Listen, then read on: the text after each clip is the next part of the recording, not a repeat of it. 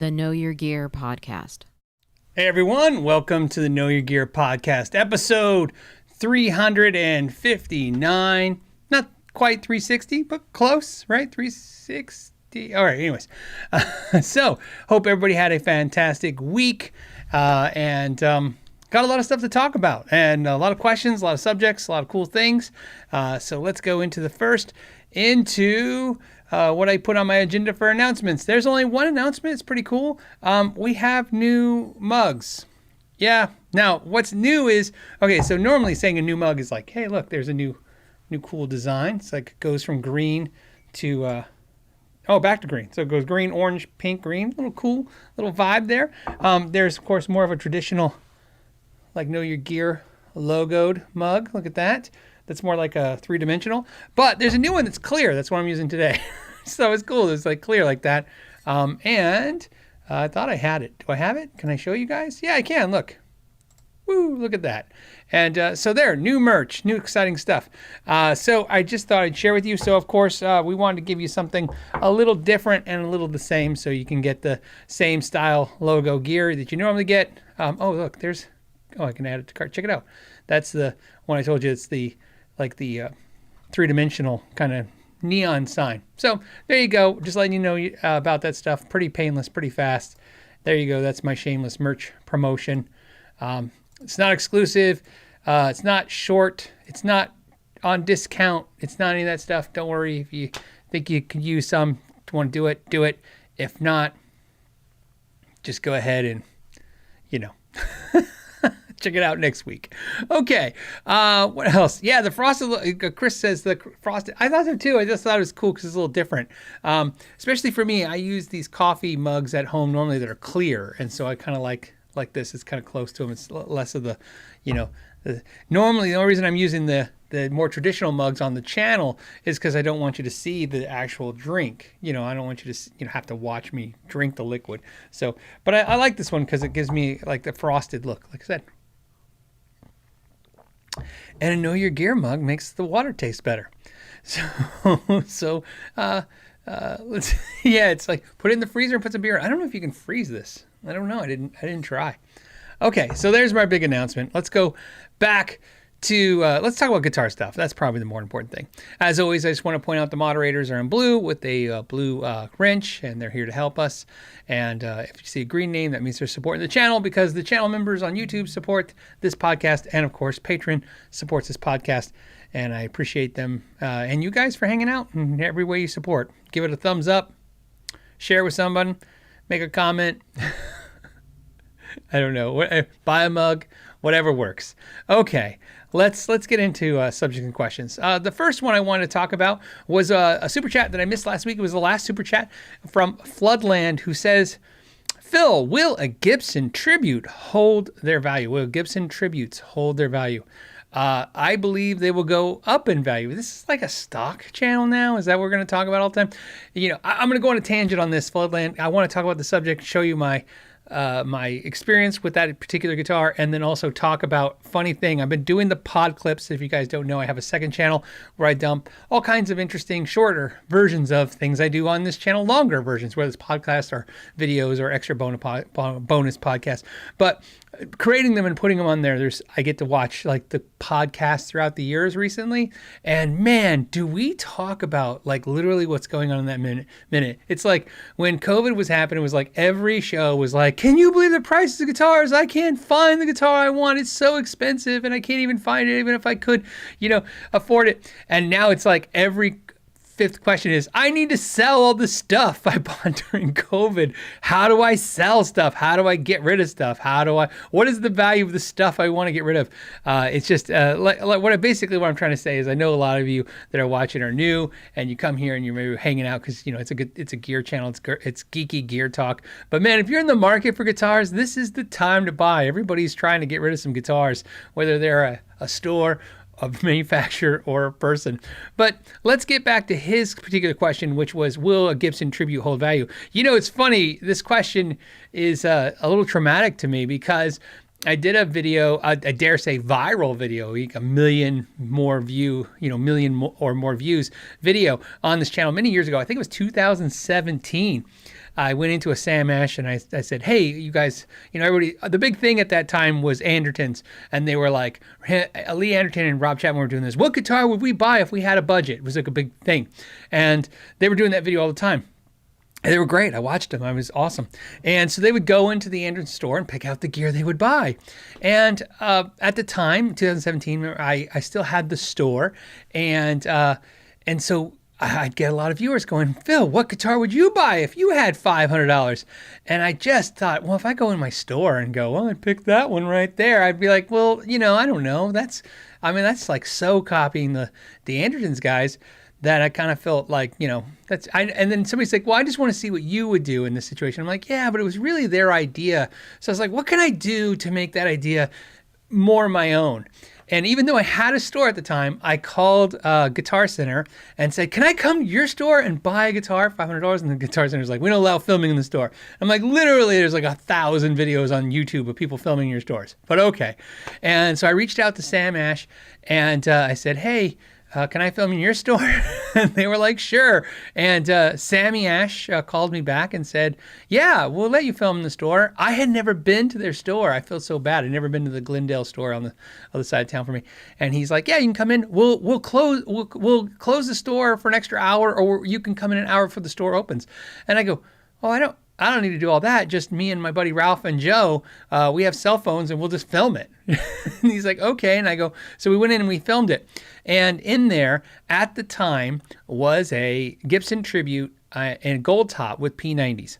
And at the time they were going for $500 to $600 used. $600 was probably closer to norm, but $500 you could find for $500, maybe $550. And new, they were like $799. So it was $800 guitar new. So I saw that, if you guys saw that video, I saw that guitar and I was like, that's a good deal. And I'm like, hey, and I always preach it on this channel. I'm like, hey, if you're going to buy anything used, buy a Gibson. It's going to, right? Especially a video like that. I'm like, I don't know if I even want a guitar. I didn't need a guitar. I just wanted to make a video. Like, what would I buy? And here's what's funny about stories and reflecting back, and maybe it's interesting. I am a huge fanatical Ibanez fan. And in that video I did, if you see, there's like 2 or 3 in perfect condition, dirt cheap Ibanez 7-string guitars. There was like a 721 and RG 721, and I was like, I wanted it so bad. Maybe it was a 7421. Anyways, and I wanted them so bad. I was going to pick them, and I was like the whole time going.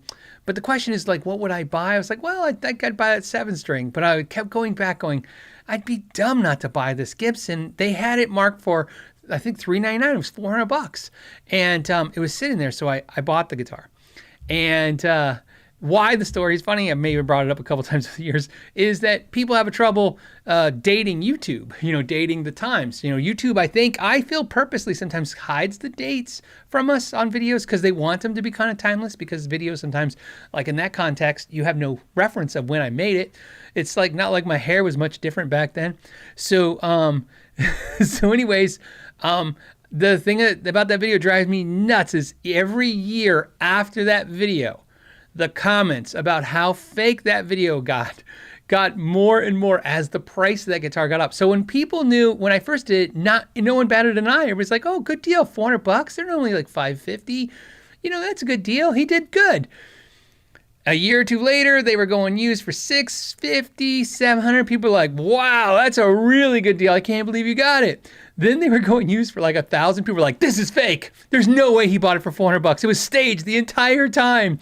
And then I think they even went used now like $1,200. And then people were like, this is ridiculous. Like people put comments in that video to say, ridiculous. This is unbelievable. They didn't even try to lie to us and cheat us. There's no way he bought a $1,200 guitar for $400.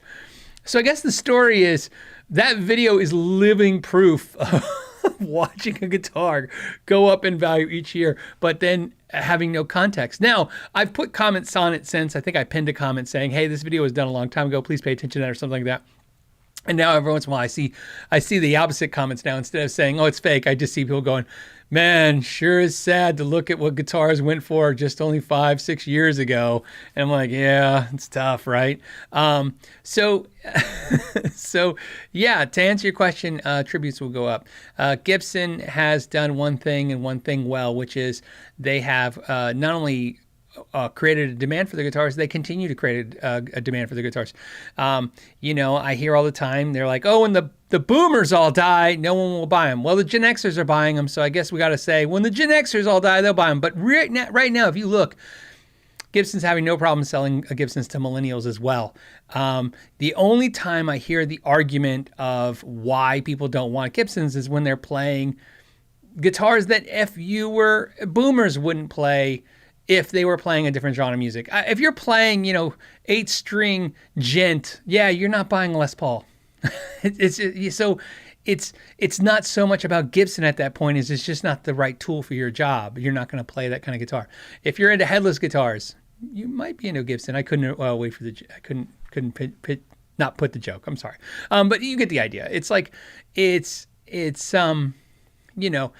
not your forte. It's not your guitar. So yeah, Gibsons. I hate to say it, they're good bets. And when I say hate to say it, I only say I hate to say it because I don't like looking at guitars as investments. Which ties into a great question I got this week that actually can bounce off that, which I loved. It was an interesting question. I never got it before, and I liked it. And it was, and did I put it in the right order? Probably not. But I will find it. Here it is. What is it? It is... I feel so bad if I lose it because I know the question, but I just don't remember the person asking its name, and I want to say it. Okay, I know I copy pasted it, and I lost it. So just to keep things flowing, I'm going to go without it. So the question was, somebody asked me if I keep the actual boxes to the guitars. And I never heard that before. I never had anybody ask that, but I never even thought about it. Like, it has never occurred to me that you would want to keep the boxes. So I was like, I understand for pedals. I think that's a collectability thing. Obviously it's like, he's got the box. That's by the way, I'd like to point out, that was, you guys were putting that stuff on my videos for a while and I was not getting it. And then I finally caught up on Josh Scott videos and I was like, oh, it came from him. He's got the box. So anyways, I'm sorry. It was just some guy. And he put, Hector Cruz. I'm sorry. Hector Cruz put, do you save your branded shipping boxes? Thank you, Hector. I wanted to get your name. So, I don't save the boxes. I don't even save the cases to my guitars. I have a system that I have followed for many, many years when it comes to guitars, and it's very obvious to see on the wall what I'm doing with the guitar. If you guys don't know, there is a process to my guitars and whether or not I'm keeping them. And when I say keeping them, I mean I think I'm keeping them. Okay, so if you see me add, for those listening, I'm grabbing a guitar. If you see me add a DiMarzio clip lock strap to a guitar, that means I have decided to keep it. Then the next question would be if I have the case. I picked up a G&L guitar. It's an ASAT HH it has a DiMarzio clip lock strap on it, and I don't have the case for the guitar anymore. So with cases, I'll sell them off for $50 or whatever I can get for them, depending on how unique the case is or what it is. And sometimes I give them away, if maybe I know somebody in the right time, the right thing, so I don't have to ship it. That's, obviously it's worth the effort. And I just ditch the cases. I don't want the cases. My guitars sit in racks in my closet. The closet I have locks. And so they're in racks and I seal the door seals and I lock it if I have to. It's like locking all my guitars in one giant case. And I keep a bunch of gig bags in case I got to take guitars somewhere. But I don't even have a quarter of the gig bags for my guitars. So, somebody goes, what if you move? I'm like, well, hopefully I won't move. I guess I'll be buying some packing material in boxes. Yeah, I just don't want the cases. I don't transport them in cases and I don't do it. So, and I just make that decision when I know I'm keeping the guitar. And then, sometimes I don't keep the guitar. And, it's we all make the same mistake. It's like I fell out of love with it. And now I don't have a case for it. And so I take the hit on that. Sometimes it's not the smartest thing, but, I just do it. Now, the only exceptions to that is there's a few cases. I do have about 5 or 6 cases, maybe 7 if I'm just rounding up, that are so unique that I know, these guitars just may be valuable one day with them to some extent, but, not really anything else other than that. Somebody put a comment, and I should have just grabbed it because it was tied on. Somebody said something about my Steve I Jim guitars investment. Fast Freddy 333 says, Phil, don't you keep your Steve I guitar as an investment? No, I don't keep it as an investment. I keep it because I absolutely love it, and I wanted a Jim, literally my whole guitar life. I mean, from the moment I started playing guitar, I wanted a Gem or a Universe. And so when I finally got one, it has now, escalated in price compared to what I paid for it. But that's not why I keep it. It's if anything, I would cash out of it right now. If there was a guitar that I wanted more than that guitar, I would absolutely sell it and buy the guitar I want. That would be not even a question. But like I said, I think I mentioned on a show once that my kids can sell it when I die or whatever. They'll get money for it or whatever. It'll just keep going up. But the main reason I keep it is because I want to play it, and I love it. That's why I keep it. So I have no guitars that are essentially like this was for investment purposes. Like I bought it, and I don't even know. I made a comment that that's probably my most, not an expensive guitar, but the best, biggest investment guitar, grown. But I actually might have another one that's worth more that I paid even less for than that. But I absolutely love that instrument as well. So yeah, it's just investments as guitars. And trust me, I'm very aware that investing in guitars can be a smart thing because, having the store, you can't sell as many guitars as I sold in a decade, longer than a decade, and not seen wow, if I had that guitar 7 years ago. There's a ton of guitars that have went through my hands where, I bought it for $800 and now they're worth $5,000. I bought it for $5,000 and now they're worth $20,000. There is that, but I don't really get a whole lot of joy from that. I get more joy out of guitars breaking even. That makes me so happy when I buy a guitar and then I decide I don't want it anymore and I sell it for what I paid. It's almost like it's like a magic. I can't imagine anything better than that. It's nice to cycle into and not feel like, man, if I didn't make that one wrong choice on this guitar, I could buy this thing I really really like now. So I don't know. But yeah, but in investment guitars, if you want to become an investor in guitars, there's all kinds of people I suggest you watch that do vintage guitars and all that stuff. But if you want to be layman's at it like me, Gibsons are smart choices when you're just buying a guitar for the idea that, just for whatever reason. Interesting enough, I got an email, and the question was, Phil, you made a statement once on your podcast that if you lost money on a Gibson, you didn't wait long enough. And they said that's not true. They've lost a couple, money on Gibsons. You mean if you bought it dirt cheap and now it's worth? No, it's just you literally, I held true with my saying what I said, which is if you lost money on a Gibson, you didn't wait long enough. I should have been clear. Like, I don't mean like another month or a year. Yeah, you might have to wait 10, 20 years. And no, you don't have to buy them special. Funny enough, I don't know what possessed me to look at it this week, but in 2020, my first COVID purchase was a Gibson ES335, which is easy to figure out. You can go look on my channel and see when I posted that video. So, and I hope I got the timeline right. And I almost feel like I should look it up now. I am. I'm like, well, in a world where I can actually fact check myself, might as well do it. Hold on a second. Is it not taking me to? Okay, there it is. Let me look this up, and then I'll tell you why it's funny. Because I think I tell the story in the video. Okay, so it says 3 years ago. I love it. It's not telling me the exact date. If I open it, maybe it'll tell me the exact date.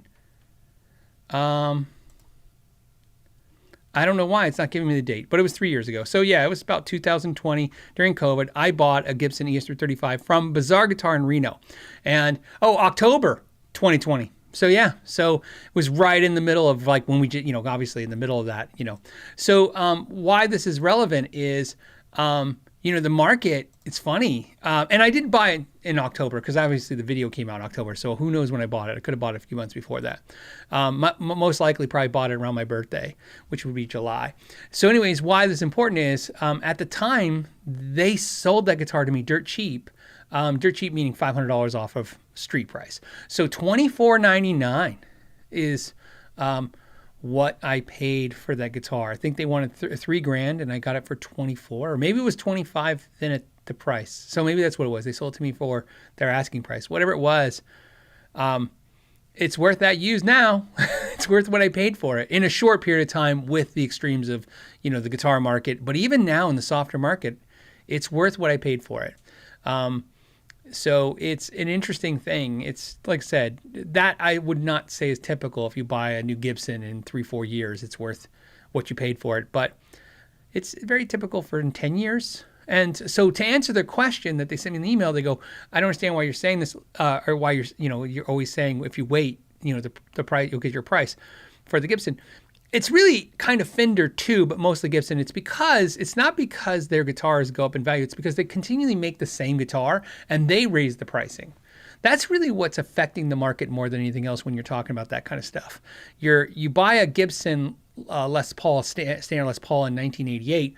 You got to understand, 1988, it's 2024. They're still making the same damn guitar. They're still making a Gibson standard. I mean, we could argue some spec changes, some, color changes, a couple of things here and there, but it's essentially the same guitar. And obviously with inflation in the world and everything, 1988 price to now. So if you bought in 1988, we're not even talking about it if it goes up in value, which it does. It's definitely worth, used what it went for new because, again, they keep raising their new prices. So it's kind of interesting. And again, I'm not saying buy Gibsons as investments. I'm just explaining why I like that. And I think my first reason for that was I said it, I'm pretty sure I said this in the ES335 video. I don't think this, sometimes stuff gets edited out and I don't remember what gets edited out, but I'm pretty sure I talked about the fact that I really like the Epiphone Dot. I really like that guitar, but years of selling Gibsons teaches me that if I buy an ES335 Gibson and I play it for 10 or 15 years, I will literally sell it for what I paid. It's like I get to play it for free for a decade and a half, or where the Epiphone, it's not as easy to get all your money out of it. Not that it's a big difference, but it's a little difference. So again, that's all the talk I want to talk about that, because I feel like then the channel becomes more about investing in guitars. And I just don't think that's, as exciting as talking about the guitars themselves. So let's,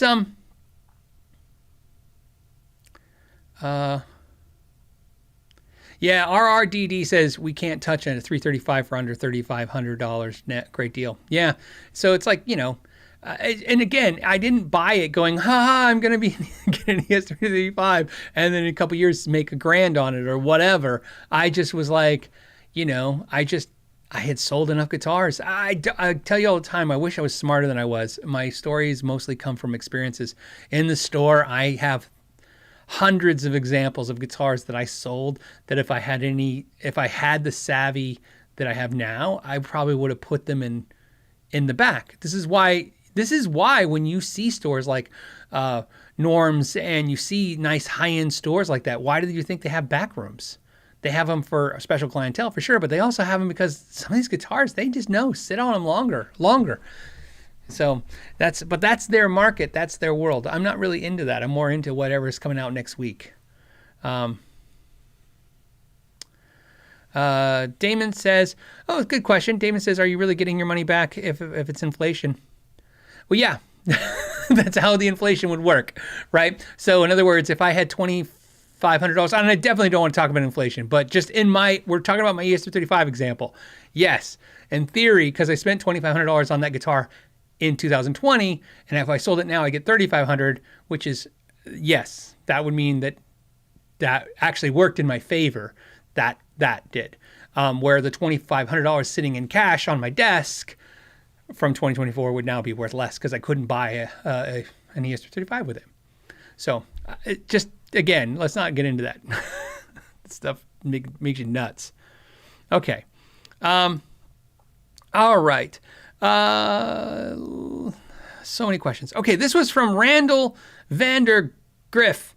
says, so Walmart is selling a Hurtt ash body HSS guitar. Great deal. Under $400, people are making fun of the guitars because they're at sale at Walmart. Oh man, now you're taking me back to when kids used to make fun of me for wearing Kmart clothes. Actually, you know what's sad is that would make the kids almost sound, they probably sound horrible. They weren't horrible. I didn't make fun of because I had Kmart clothes. I got made fun of because we bought from the Goodwill, and so I got Kmart clothes that were like 10 years too late. So like in 1986, I was wearing like 70s corduroy pants from Goodwill. So, yes, the good old days of not wearing the right sneakers and clothes. Okay, so, what am I trying to say here? I'm trying to say Walmart selling guitars and people making fun of it. Well, first of all, who cares who sells what in the grand scheme of things? It's not like, it's not like it would be different than Amazon. In fact, let me explain why it's the same as Amazon. Walmart is not selling guitars. That's not what's happening. What is happening is, and I can tell you this for a fact because I'm an affiliate for Walmart. What? Yeah, newsflash. In fact, if you want, in real time, if you want, I can load up the channel. Right now, I'm loaded up with Gibsons at Guitar Center. If you look at somewhere on this screen, somewhere on this, whether you're watching on TV, you can see that if you click any of these things that are products, so you know, these products that are listed, they're not just attached to me. I picked them. I usually pick guitar tools. And I picked Guitar Center today because I don't know, it was just faster to do that when I set up the show. And, but yeah, one of the things I can pick is Walmart, and there's guitars and tools from Walmart, but, and I think I have Walmart affiliates on here. What is going on? Well, Walmart is essentially doing what Amazon is doing in this scenario. Sometimes you buy from Amazon, and sometimes you're buying from an Amazon affiliate. It means somebody will ship it from their house or wherever they ship it from, and fulfill it, or, you know, from overseas, they'll fulfill the purchase. So what's happening with Walmart, same thing. If you buy it online from Walmart, especially on any of these links you keep seeing, more so than their website, but even their website, it's being fulfilled by someone else, a third party, and then Walmart is getting a piece, which is why Walmart is now giving affiliate dollars to people like me. So basically, if you click on a Walmart link that I have on one of my videos, I get 1%. I think I can get up to 3.5%, but I get 1% on average. And then Walmart's probably getting like 10%. And then whoever's selling it has to, you know, pay out the 11% and ship it straight to you. So that's all it's happening. So that's why you're going to see it. You can get guitars now from Target. Anyone who has brand recognition or is set up with these affiliate type programs can do this. My guess, that I know for a fact. So everything I just told you is information you can take to the bank. However, my guess is that when you got it, you would get nothing from Walmart. You wouldn't see any Walmart badging. You wouldn't see any Walmart tape or receipt. It wouldn't be like Sweetwater, Sweetwater. It wouldn't be Walmart tape or anything, because I don't think anybody from Walmart's actually seen the product or handled the product. Would it matter? I don't know why it would matter if it's a good deal and it's a good product. Maybe the concern would be, returns and stuff. But here's where the Walmart branding, why they're getting money for basically doing absolutely nothing, is the branding, because you feel safe knowing you can return it. What I don't know, which would be a really, really interesting question that makes me almost want to do it, is if you bought something off one of those Walmart links, could you take it back to Walmart? Could you buy a Hurtt guitar and then return it to the Walmart store?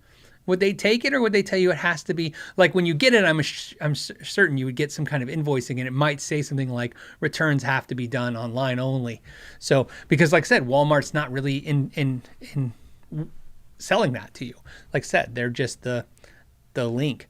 So if you see a guitar and it's a good deal, just means they're blowing them out. One of the problems I've had putting Walmart links on the channel, which is why so you know why I've used them. Now keep in mind, I get 1%. So it's not like I'm like, whoa, if you buy this $100 guitar, I'm getting $1. they are doing stupid deals. Like I did a video, a pod clip, and I remember last week, and I was putting some links to some guitar tools, everything from Music Nomad to StewMac to, D'Addario. And, if I use Guitar Center, you get 10%. If I use another affiliate, I was getting like 8%. Obviously Sweetwater, I get 4%, I think is what, 4%. That's why I always tell you guys, I refer you guys to Sweetwater. Keep in mind, Guitar Center pays 2.5 times more money to me if you go to Guitar Center, but I only use Guitar Center if that's the only option I have to put a link. I prefer Sweetwater, so I share Sweetwater links with you guys. But what's funny about this is I would go to look and the tool would be like $64.99 and I get 10%. I was like, oh, okay, $6, that's pretty good. And then Walmart would be like, you get 1%. I'm like, well, but it would be $23 on 50% blowout or whatever, 60% blowout. And I would do it, I would pick it, and it'd sell out like in a second. So I was like, and then I was doing the math one day going, wow, selling out Walmart's discount, I made like half of what I made if you would have just bought a few from one of the higher guys. But the deal was great. So I definitely see where they're getting aggressive. Oh, Jeff B says, yes, you can return it to the Walmart store. So that makes sense. So that would be again, like Amazon, where you could take your returns to Kohl's, especially if you have Kohl's Cash. I don't know what that means. I just know that, boy, the ladies really get excited about Kohl's Cash. I don't know. Maybe I shouldn't be that way. Maybe the guys get excited about Kohl's Cash as well. But, yeah, you got to have that Kohl's Cash. Anyways, all I know is anytime we're driving somewhere and I have more than 2 females in the car, whether it's my wife or mom, any other women my wife knows, if we mention going to Kohl's, there's all of a sudden a mad dashes in the purses for Kohl's Cash. So I know it's important because they all seem to like, do you have Kohl's Cash? I have Kohl's Cash. I feel like every time I hear that, I go, Sweetwater, come on, where's the Sweetwater Cash?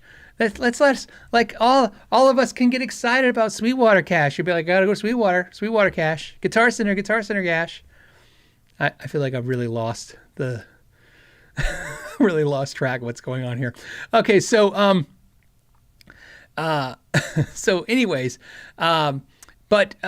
there's your answer there. Vander Griff also says, I touched it in the store, so you can walk in and get it as well. So there you go. But yes, there is Harmony. I'm trying to think all the brands that Walmart sells, but mostly it's in that little aisle of brands of stuff. But like I said, if it's online, you're just getting it from a third-party source. Hold on a second. I'm just trying to keep track of all this stuff that you guys are saying.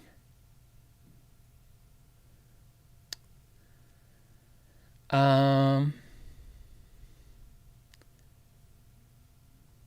Nova guitar. Okay, hold on a second. So this one is from Music Maker. Hey, Phil, greetings from Argentina.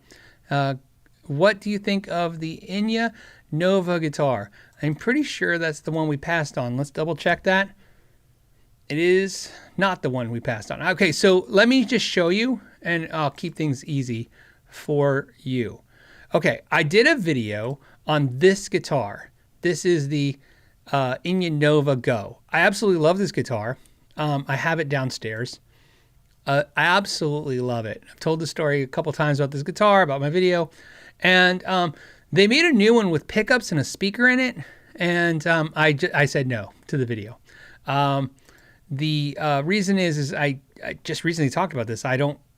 It just doesn't float my boat. It doesn't do anything for me. This is the one. This guitar. And of course, you've probably seen it. They probably shipped a ton out to channels, because usually, like I said, if some company like that is talking to me, they've already talked to 50 channels already. I'm always on the bottom of everybody's list for that kind of stuff. And which is fine. I'm just telling you, that's how I know.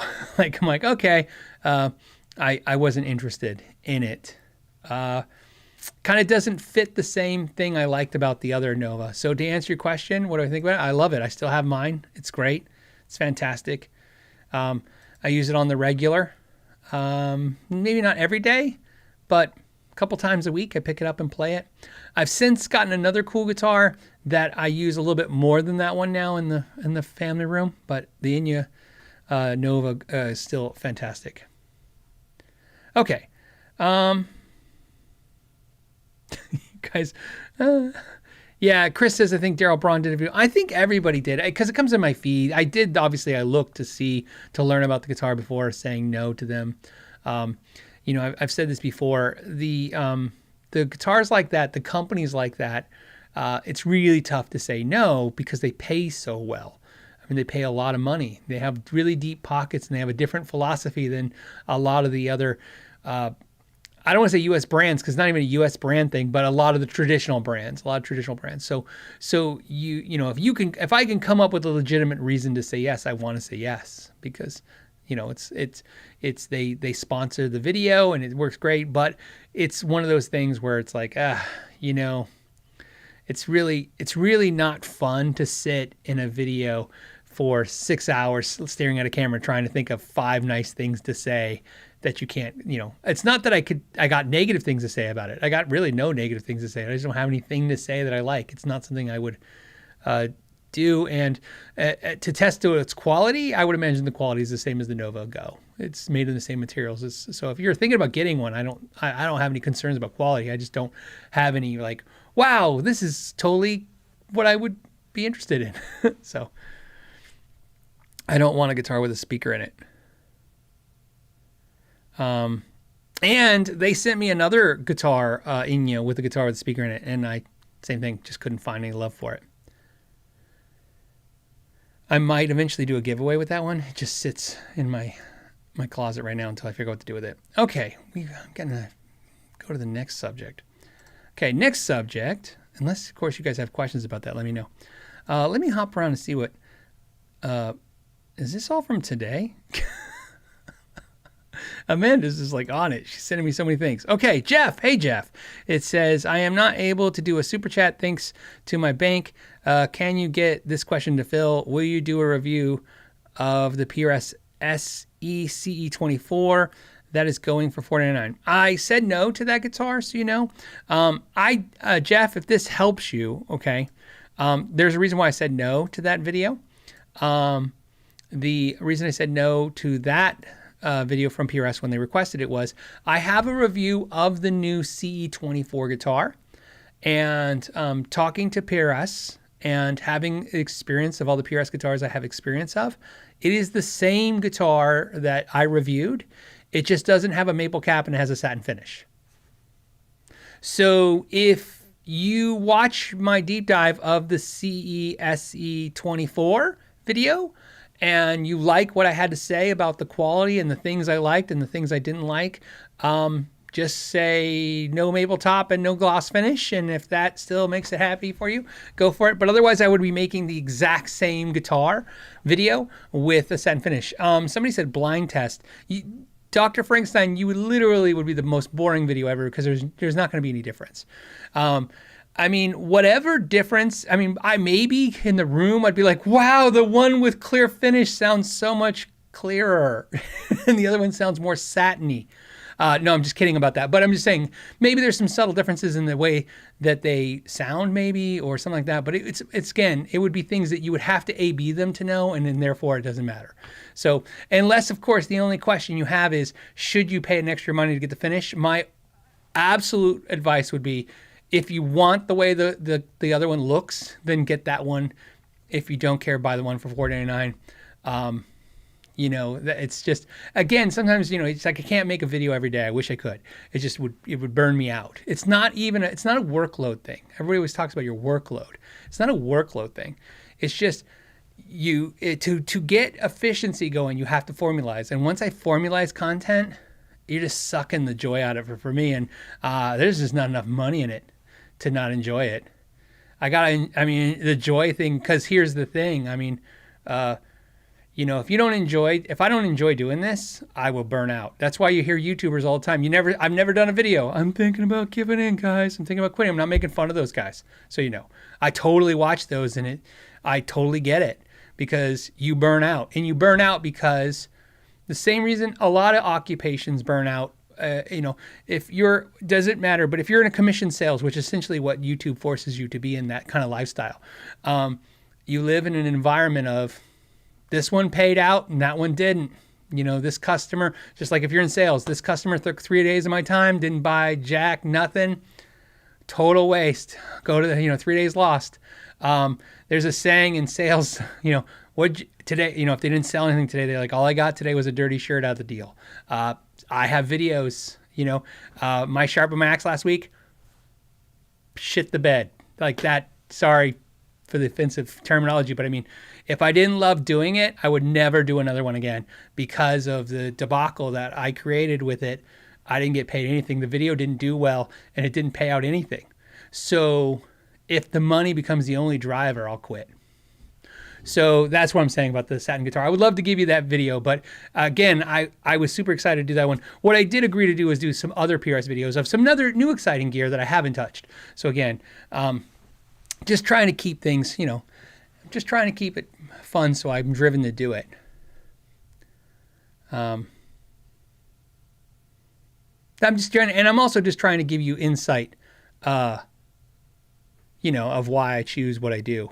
Like I said, I would love to pick all of them for the money. Well, hell, my wife would like it if I would pick all the ones for the money situation. I'm sure, but she understands that it's not always about that, and she backs me on that. Wanna Beetle, what's up? He says, Philip, life or death question. Oh, geez. Okay, I can feel the sarcasm before it starts. Should I buy a new case for my Hofner for $60 or Harley Benton Harley Benton 51P? Get both, man. They're not that much. $60 and then, or get my washer and dryer fixed. I mean, do you need clean clothes? I mean, really? So here's the thing, Wanna Beetle. I can give you some really sad, honest advice. This is not only is it honest, but it's sad. When I always take care of the priorities in my life. They're important. New tires, oil changes, fixing the whatever, the furnace, fixing the refrigerator. I do all the adulting things always because I have enough resources financially to do both.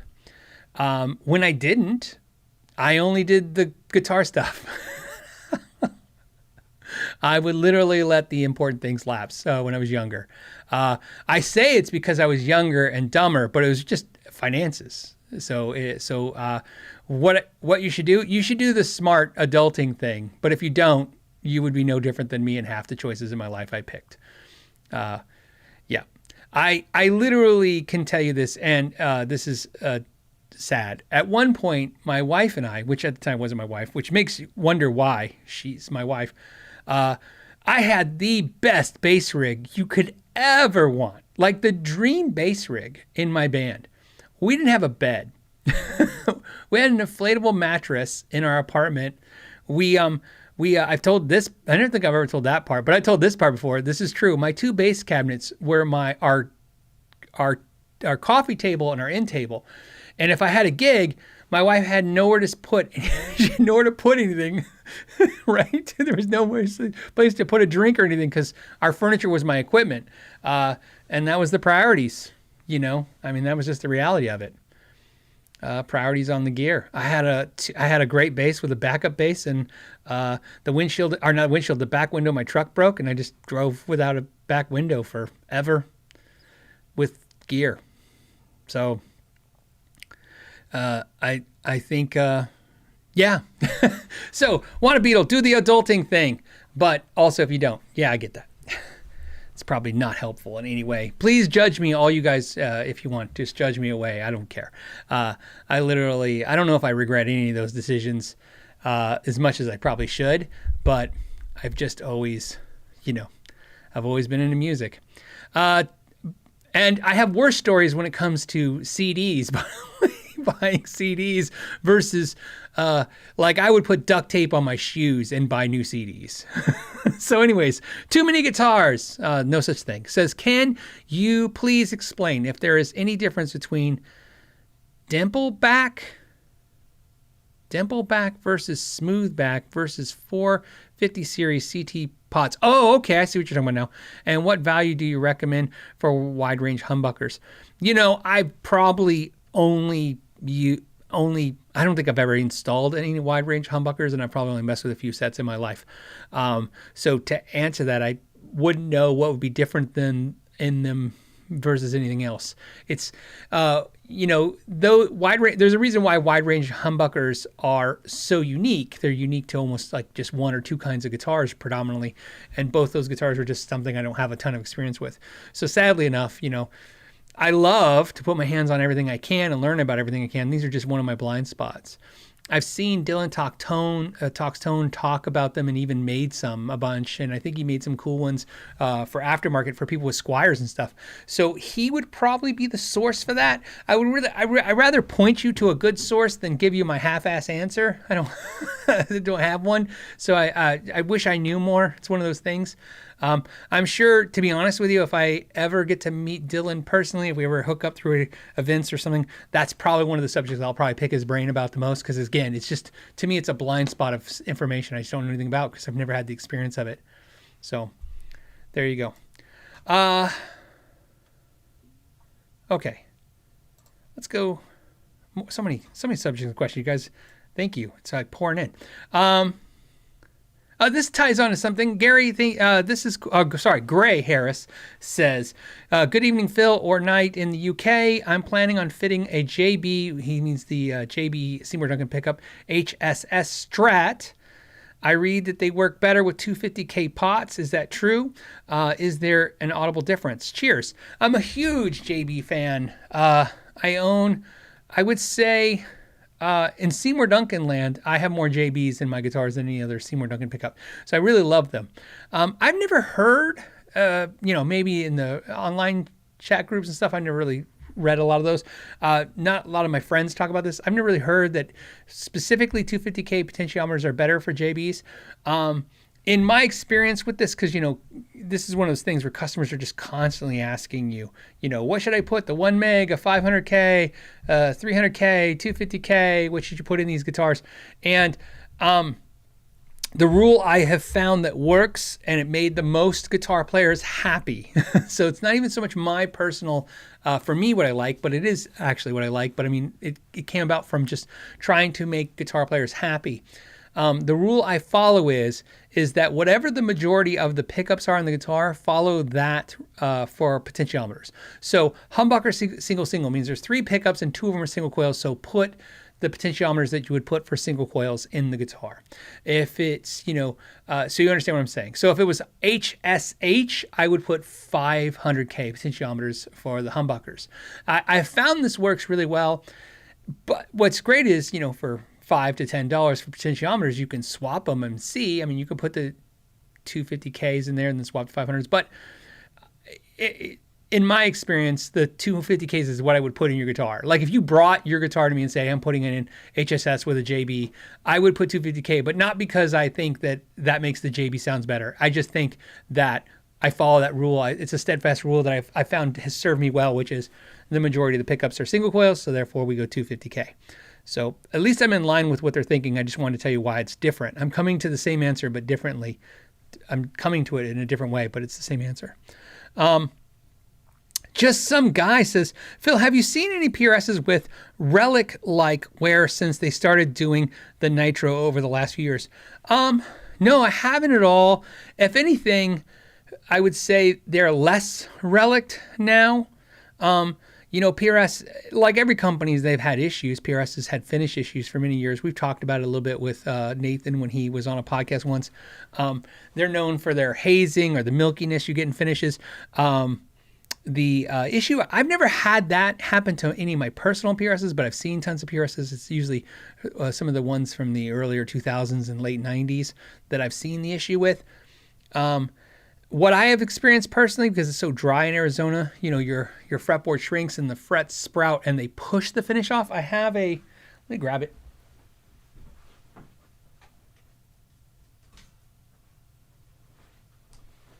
My favorite S2, well, I don't want to say my favorite now because I have another one, but this S2 is the one I've been using forever.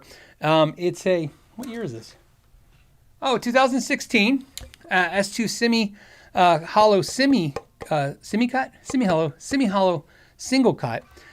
It looks like it's black. It's actually like you can see the wood grain. Nathan, when he saw it, he goes, "Man, I can't believe we actually stained that. Normally that top is so dark and horrible." He goes, "We would have just painted it, but I don't mind. To most people, it looks black. I beat it up. I love it, but it seriously." Let me switch to my guitar view. Hold on a second. It's seriously like I'm having it. A lot of it chipped out right here. I don't know if that chipped out right there. You can see where it's all stained and broken. And then right there, right here, you can see it right above my thumb. It's hard to see. See? That is the finish lifting off the fretboard. And it's done in a couple different places. It's lifted off the fretboard. So eventually what I will do is I will sand all of this finish and then blend it off the actual fretboard and let it blend out. So, I mean, they tend to do that. It's not great. I guess I could be upset about it, but like I said, I love the guitar. In fact, for those diehard viewers, you remember at some point I had two of these guitars, a blue one that was gorgeous, and this one this one just played and sounded better, so I ended up keeping this one and getting rid of the blue one, but the blue one was fantastic. So Brian says, strap button blowout. Yeah, that one doesn't have strap buttons because I compensated the DiMarzio clip locks for another guitar because I want to put, I had tan ones on there. It doesn't matter. This is just boring. Anyways, and one cool thing to being friends with Larry is he sends me randomly, he'll send me new clip lock straps, and he sent me a cool one. So I'm putting a cooler one on took the boring one off. But yeah, so what am I getting at? So with the new nitro finishes, I believe, and I'm just saying this because, again, it's important to know it's not a factual-based thing, it's a belief. Paul Ray Smith Guitars, Paul Smith said, oh, the new nitro finishes are about tone. He thinks they sound better. It's probably true. I don't know. I don't hear any difference. But what I can tell you is I definitely think the finishes adhere to the wood better and they move a little better and they're less likely to have the problem I had with mine. And because the new S2s are nitro. Relicking wise, I mean, it depends. Nitro is known for, wearing a little easier and cracking and stuff, but I haven't seen any. And I'm not a finish guy. Like, in other words, I don't do finishes. So it's something that's like one of those questions. I'm gonna keep this question and defer it to some people I know that really know the real answer. Because I can tell you that the nitro finishes on the PRSs don't feel the same as Gibson and Fender to me. I have all three guitars, nitro Gibsons and nitro Fenders and PRSs, and the PRSs still feel totally different. It doesn't feel the same. So there you go. It's funny to me. I always get this conversation.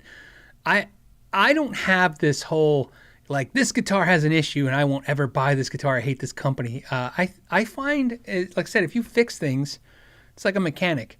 Maybe you love Toyota perfectly, but even them, they make, they do things you don't like. That's how I feel about guitar companies. There's some do it better than others and some do things that I don't agree with. But ultimately, I have no such thing as a perfect guitar. And what I'm willing to tolerate. So, I don't like that PRS has that issue, but I don't like some of the issues with other companies just as well. They're all bad. They're worth complaining about, I guess. I'm really more nervous that my more expensive PRSs don't do what that S2 does. I wouldn't like to see that happen, but it could. I'll let you know if it does. Okay. Let's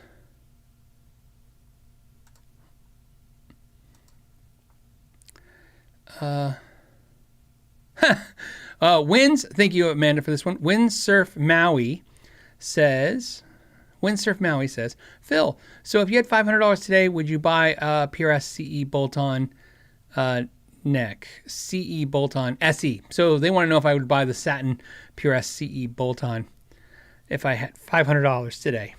So like in that video,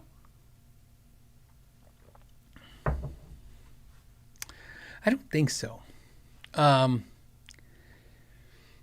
think what that video, what would I buy for $500 really does kind of, tap into what I would do. I'm assuming when you ask a question like that, what guitar would I buy for $500? You're assuming I don't have a wall full of beautiful guitars that I'm super happy with, that I would just gladly go, if I could only have one guitar, I'd just pick one of the ones I already have, because it's a curated collection of, guitars I love. I would buy used, and I would buy something that I really, really like. My guess would be, I would, if I only had $500 and you asked me to buy something and it's going to be my only guitar, I don't have any guitars right now, I would start going and looking hard for like Godins, made in Mexico Fenders, maybe some PRS SEs, all used. Schecters. These are definitely guitars I would be scanning for on Reverb. Definitely Godin, made in Mexico Fender, Schecters, Paul Reed Smith SEs. Trying to think one more. Maybe Carvins, but those are so they've gotten so expensive. You can still buy a Godin, a perfectly made Godin guitar used for under $500, but a Carvin nowadays is pretty hard. But I would be looking for some kind of really like a gem, in the rough. A guitar that's just fantastic, plays great, sounds great. The PRS CE SE is a great guitar, and so yes, if you're asking me like new, would I buy it new? I don't know what I would pick over at new right now. That would probably be the go-to. If I went with a name brand, to be honest with you, if I only had $500 and I had to buy new, I'd probably start looking at the off brands, because sometimes you can get something really, really good, for a lot less, because you do have to pay for brand. But that's not disqualifying the fact that the PRS CE, SE, whatever, I feel like I'm saying it too many letters, CE, SE, SEC, obviously it was strategically priced. It was made to be a perfect price point for a really quality guitar. Got to give them credit for that. Okay.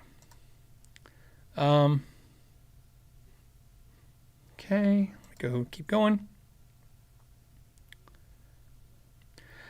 Courier Bell Erie? I don't think I'm saying that right.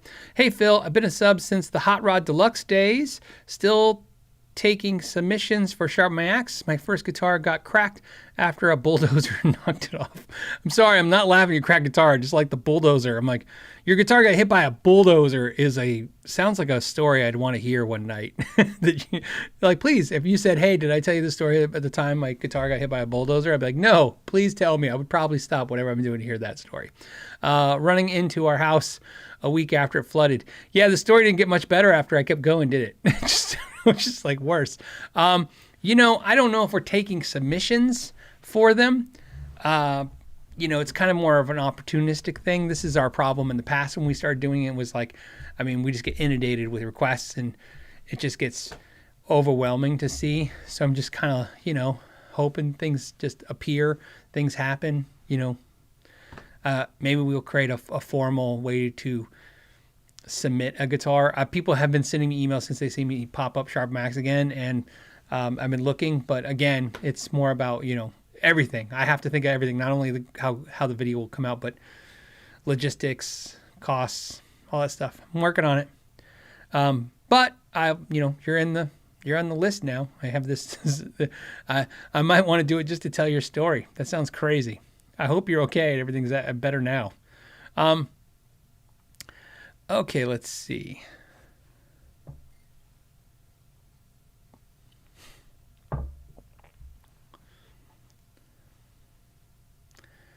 Man, you guys are really focused on this. SC Ash says, Phil, would you buy the CE or the Silver Sky SE if you could find both for $500?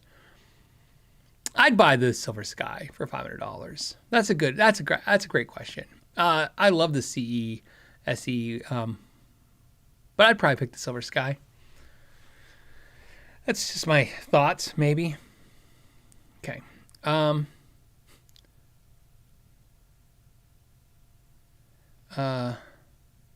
Okay, Mark. All right, we're just playing this. Okay, we'll do one more of these. Mark says, hey, Phil, great channel. Thank you so much, man. Would you rather have a $2,000 guitar or 10 $200 guitars? With less expensive guitars being so much better nowadays. What's funny is that my first, I want to say I'd take the $2,000 guitar. I want to say that because I have a couple $2,000 guitars and I love them. And I really think guitars, typically once they get to about $1,000, man, they start becoming a little bit of a next level up. And then around $2,000, I don't think the next level up anymore. I think you just get more of what you got for $1,000 to $800. That being said, I have been playing long enough to know that no matter how much I love a guitar, I just am not a one guitar person. There's just something about it that eventually, I could do it, absolutely, but there's something nice about having variety is the spice of life. It's just nice to try different things. I mostly play what I like to play, which means when I play, whatever it is, like a rock blues kind of thing, or a fusiony funk kind of thing, I'm gonna be on something like my Delos or something like a Strat. So I'm gonna stick to that a lot of times when I'm playing. But if I go see a band live, if I go see Korn, I'm gonna be playing Korn stuff for a month. If I go see Pantera, if I go see country music, whatever I go see, it influences me for a while. I get excited about that style of music, and I gotta start consuming it and learning it and playing it. So it's kind of nice to have those guitars. So I think I would pick the $200 guitars. It would be a lot easier if you said $10, $300 or $400 guitars, because $200 guitars are good, but once you get to $300, $400 guitars, I don't think you're missing out on anything. Like, I own guitars currently that are $300, $400 that I think are just as good as anything else I own.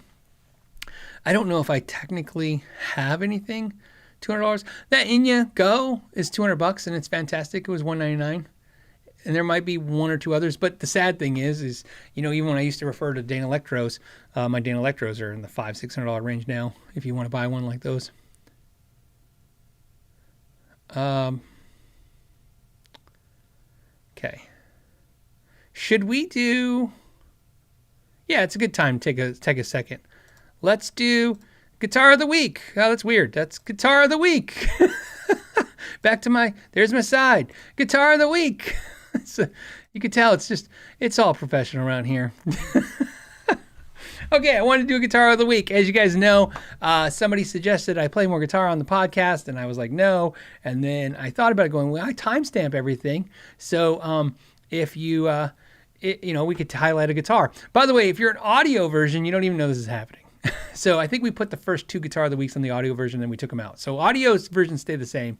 Video versions have now added this feature. So Guitar of the Week. What am I going to pick? I'm going to pick something I thought was cool because it came up last week when we were talking about, as I knock things around, we're talking about guitars. And we were talking about 7-strings. And somebody sent me a funny email. They said, a lot of your guitars of the week, it's like a PRS hollow body and a Framus hollow body. I'm like, uh-huh. And they go, and then the Texas Toast guitar. I'm like, uh-huh. And then what was the other one? There was another one. And they're like, you should do your more, your other style of guitars. And I thought, okay. So guess what we're going to do? We're going to do this Strandberg. Look at this. This is a 7-string. Look at that top. Isn't that gorgeous? So this is a Strandberg Bowden 7. I think it's the NX7, I believe. And this is a beautiful instrument, and it's a little bit unique because we talked about the fact that now Strandberg has some new, more obtainable guitars that are about $1,000 that have the Enduraneck, but they don't have the fan fret system. And I talked about my concerns with that. I still have those concerns, by the way. So I'm going to talk about this guitar, show it to you, and so let's get into it. So this guitar, if you're not familiar with it, besides looking like a puzzle piece that you've been missing for the last 3 weeks to finish your puzzle, which I love, is extremely light. This one is like 5 pounds flat. Okay, so it's nothing. These are semi-hollow. They're chambered out. And you have Fishman Fluence pickups in there. And then so what that happens is you have the voicing control. So on the volume, if we pull up on it, you get two different voicings. You get a modern humbucker and then a more of a classic humbucker. So think like more of a modern JB, super distortions. Think like that, modern pickups. You pull this, you get more of a PAF style pickup. Then on your tone control, you pull up, you get the coil split. You get a 3-way switch. You get their tremolo system, which I'm not a huge fan of, but it stays in tune. It's just not my favorite thing. I didn't request this guitar to be sent out for its tremolo system. I wanted to try out the 7-string. It's got stainless steel frets. It's this is a phenolic resin fretboard, I believe. So it's man-made material, a bonial. What do they call it? They call it Richlite. So, and I'm sure maybe Richlite's technology is a little bit different, and it's maybe not a phenolic resin, but either way, it's a man-made material. It looks like ebony, but it's man-made. Why is that important? With the stainless steel frets with the nice polish ends, you don't get a whole lot of fret shrinkage. I've heard people tell me that they've gotten some of these Richlite guitars and the frets still poke out. That is very strange to me because I don't know what would cause the Richlite to shrink. So I've never experienced it myself, is what I'm trying to say. I've never had a guitar with a Richlite fretboard like this, man-made material, where it shrank, but I definitely believe it has, because I've had more than one people tell me. So Brooks says, abonial? Yeah, believe it or not, Brooks, throughout the iterations of this, that there is Cortec did it. A lot of companies would call it abonial, like exactly how you're spelling it. It's a man-made ebony. So obviously sometimes it was called phenolic fretboards. There was all kinds of terms thrown to it. Richlite, which I believe is a technically different material. I'm not really sure. I would love to learn more about Richlite one day, other than I have some guitars with Richlite. My Godan has Richlite fretboard. They really kind of, changed it by calling it Richlite. And so that's why I'm explaining this. This is an actual Richlite branded fretboard, I believe, but you can see some man-made materials and it would be more of a phenolic resin. This is the bolt-on series, and you have a 5-piece neck with maple, walnut, maple, walnut, maple. And in between those two strips of walnut, is two very hard to see little strips of what looks like, I'm pretty sure it's probably carbon fiber. Or some kind of carbon. I don't think it's ebony. I think they put carbon fiber strips in there, is what I think they're doing to make it more stable. And then this has the Endure neck. Let's go to the guitar view because it's crazy. If you haven't seen this, the neck is not round, it's square. So it's not, it's almost like the most extreme V. Look at that V neck. Look at that. See how you can see the angle? See, it goes up and flat, then back the other side. And the idea is that you put your thumb here on the back, and then as you go up, it's going to put your thumb in the perfect position so you makes your hand play right. Now, this is why I wanted to talk about this particular one. As you know, I have one with, it's behind me, pointing at, there you go. I have one with the True Temperament frets, and I've reviewed one where I had the 6-string one, and it's fantastic. But I believe this is, if you're thinking about Strandberg, if this is something that you just got your curiosity going, maybe you want to put your hands on one, or maybe you want to buy one. Like I said, sometimes you got to buy it to try it. But I would think about 7-string. And even if you're not a 7-string player, sometimes I've always cautioned myself from recommending 7-strings to non-7-string players. But this neck is almost like the perfect neck for a 7-string. And it will feel the less foreign to you when you're playing it. In other words, if you're the type of person who just wants another guitar for another experience, a 7-string version of this is nice if you've ever been thinking about 7-string, because it does help you play the 7-string. It does position your hand, I think, in a much better playing position than a traditional 7. Okay, so let's do some playing, shall we? Okay, I'm running through a Paul Reed Smith Archon. I'm going to kick on a little reverb, if you don't mind, because it's a little dry sounding. I'm going to go and move my chair, like so, and let's just go over here to guitar view. Look at that. There's my shirt. I'm on the neck pickup.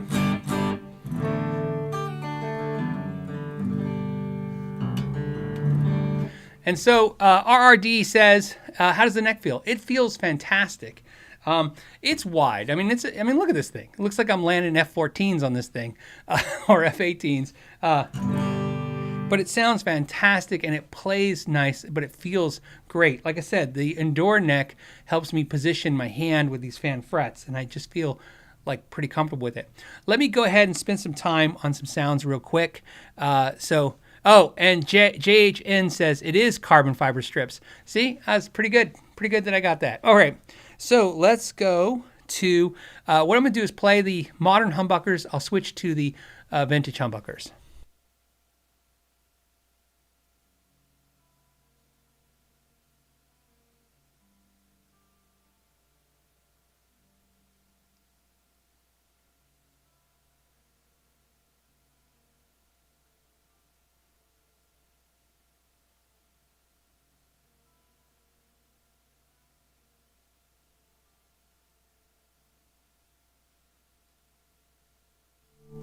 Okay, we'll go ahead and coil split it. Here we go.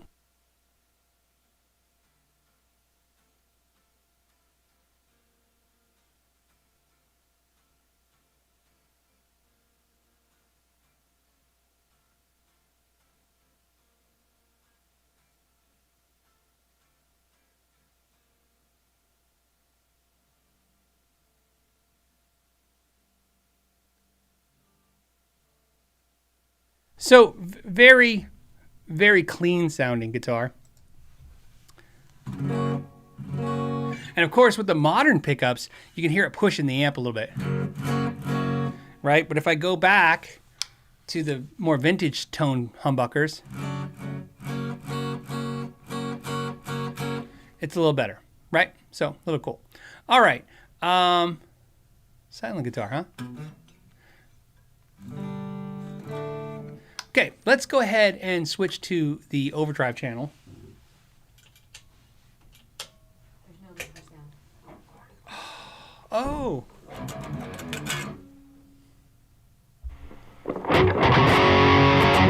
Okay, so what we're going to do is we're going to start with the distorted tone and then we'll go to the clean tone. Okay, so you guys will be able to hear it now. So what I'm going to do first is start with the modern pickups. This is going to be the modern pickups, and then in the bridge position first through the Archon's gain channel. So you'll be able to hear that. Okay, here we go. Ready?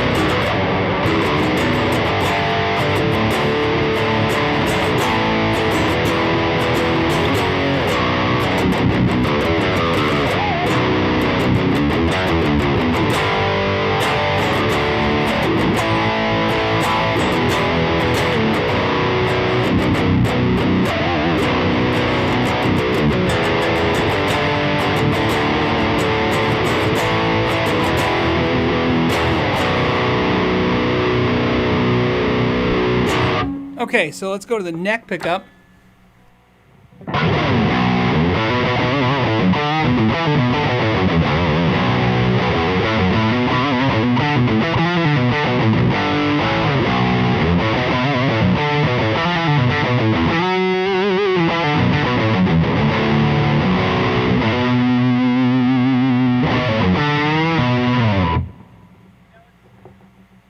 Now what's cool is I'm going to go to the, this is going to be more of the vintage voice humbuckers.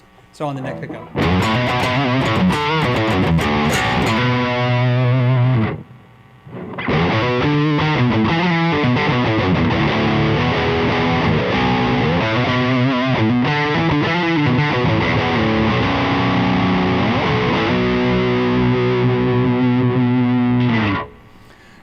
Yeah, I kind of, for this kind of style of music, I mean, this is, 7 strings are just fantastic.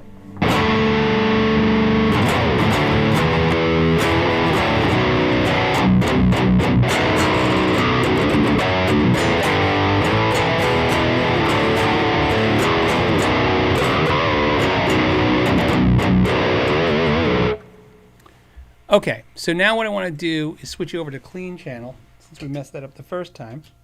And like I said, I'm going to run just a little bit of reverb. We'll start with the neck pickup, and I'm going to start with the modern voice pickups, and then you'll see me switch over to the more vintage voice pickups. Here we go.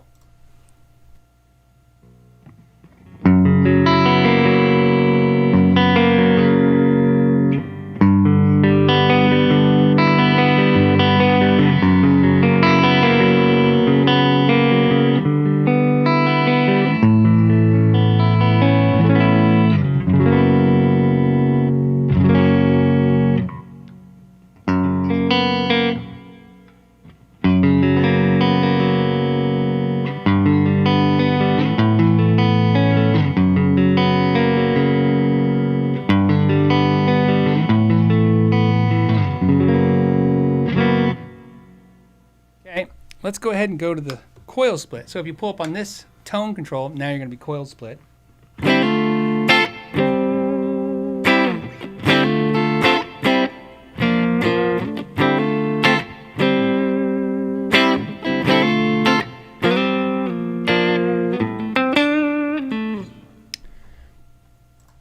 And you can kind of see with the Fishman Fluence, that's pretty much the kind of like, they work a lot like EMGs.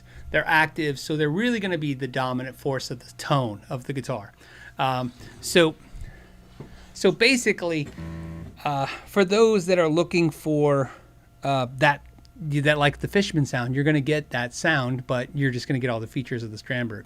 It's not necessarily a Strandberg voice instrument, which is interesting to me because I have the True Temperament version of this guitar, and it has some Strandberg pickups in it, and to me it sounds like a totally different instrument.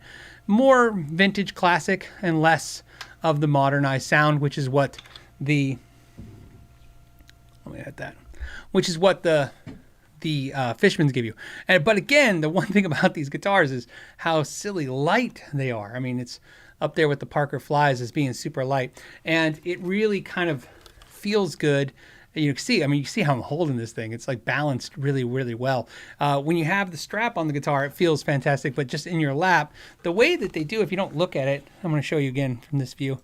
If you look, the way that it sits, it's just fantastic. It just feels really good in a perfect position. And it's also designed so you can sit on this leg or sit it in this position, and you can sit it almost like a classical player would in your left leg if you're right-handed. So you get a lot of options when you play it. So very cool. And then still has a standard truss rod. One thing a lot of people didn't like the last couple reviews, they don't put any backplate on their tremolo cavity, and a lot of people said they should paint that black or make it look a little more modern. I don't disagree with that. Of course, there's your compartment for your active battery, which, of course, because they're active pickups, they're the Fishman stuff. Let me see if I can go down here. Where did I go? Where is it at? I thought I was going to see if anyone had any questions or comments about it. Anything. That's what's great about doing it live. It's more so much just to see if you guys have any questions. So I'm going to assume you don't. Let me go ahead and put it away. What's nice is I can keep it right here right before I start the show. As I've talked about this before. I usually have the True Temperament right here next to me. I'll pick it up and play that warm up before I do a video. Okay, let's do this. Let me reset this for a second. Okay, and for some reason I wasn't getting any feed. Now I'm getting it back. Okay.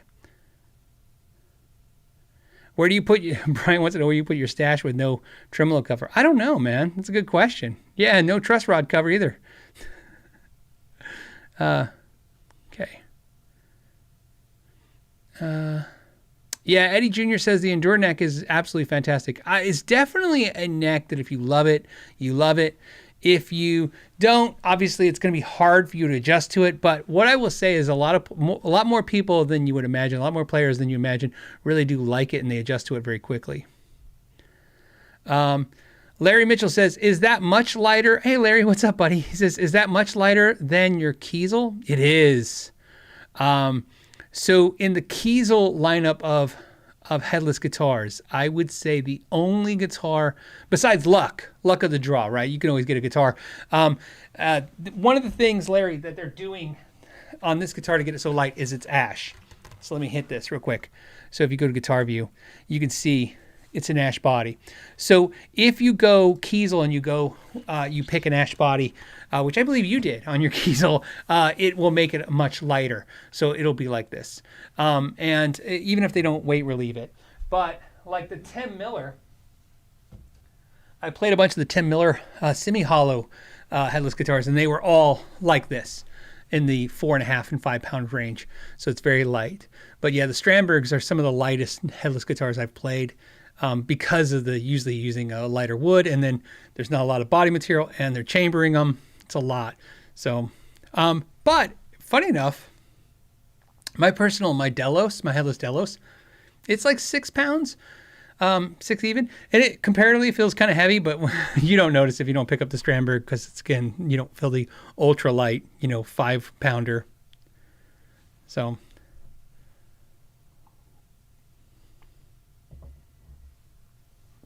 HK wants to know, are they a world away from the Ibanez headless guitars? I have never played. No, that's not true. I have picked up one or two of the Ibanez headless guitars, and both, I think the frets were sprouting or something happened. I don't know what it was. Maybe out of tune. It was at the NAMM show. Just there wasn't anything for me to really demo it, check it out. So I have no experience with those guitars. The one thing about those, let me hit this. Let me go to Sweetwater because I want to look at the Ibanez headless guitars because maybe, I think, yeah, $1,200. I was looking at the price points. So compared to a Strandberg, I mean, now the Strandberg has a $1,000 guitar, but they were $1,000, $1,200. I think the main thing, I didn't really consider a lot of the Ibanez headless guitars when they first came out. The first ones I saw, there were some that were like this one, $1,200. I didn't really see a $1,000 one, but now I see it. But it just has 3 single coils. Let me share with you. These are mostly Strandbergs, but I'm looking at headless guitars at Sweetwater, so you know what I'm up to. And go back to that Ibanez. That one was $1,000 with the 3 single coils right there. But this is the one Ibanez right here, $1,200. When I first look at these Ibanezes, the concern I had was I could get a Kiesel for that price. Now, what's funny is Kiesel prices have gone up, and the Ibanez prices really haven't for the most part for those guitars. But my first headless, real nice headless guitar was a Kiesel Vader that I bought for $1,000 used, and it was neck through. So that's why I didn't consider the Ibanez. I was like, well, for $1,000, I'll just get a used Kiesel, which is what I did. And then, like anybody, when you buy a guitar and you bond with it, then you just get more of those. So that's why I started just going to the Kiesel guitars. Now I have a headless Delos because I have a Delos, and my Delos headless feels and plays the same to me. So that's why I want it for uniformity. But I do have, see, I'm going to jinx it. I'm going to mess it up if I say it out loud. I do have something coming. I can't tell you what it is, but because I feel like if I tell you guys, then it'll never happen. No, somehow it'll never get shipped or something happens. But the Strandbergs are their own little animal. It's really, Strandbergs are not about headless guitars. They're about Strandbergs. You got to love that weird neck. You got to like, fan fret systems. You got to like all of this, that they're doing. And then you got to get past, not everybody, okay, but me, I had to.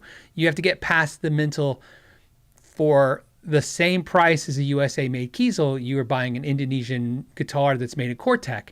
Now I love Curating. I'm friends with June, the owner of Curating. I love Curating built instruments. I think like Ibanez Curating instruments, PRS, G&L tributes. I was even featured. They took a clip of my podcast and featured on their 50th anniversary of saying something to that effect. And so obviously I have a lot of good things to say. But that being said, $2,500 and I can get a custom USA made guitar for about the same price. It was a really hard choice for me. So I really needed Strandberg to win me over, and it did. In my case, the Strandberg that won me over was the True Temperament guitar. So, in fact, I sometimes regret not getting the True Temperament 7-string. And then I would have had the perfect True Temperament and 7-string guitar. But I didn't go that route. And it's just too expensive to try to figure it out now. So, okay. But I'm really curious. I'm curious about the Ibanez. But like I said, it hasn't prompted me to go out there actively looking for them. Okay, anything else? Somebody was talking about the... Oh, Ken wants to know what's the tuning on the 7-string guitar. On this particular one, which would be most common, I just have a low B.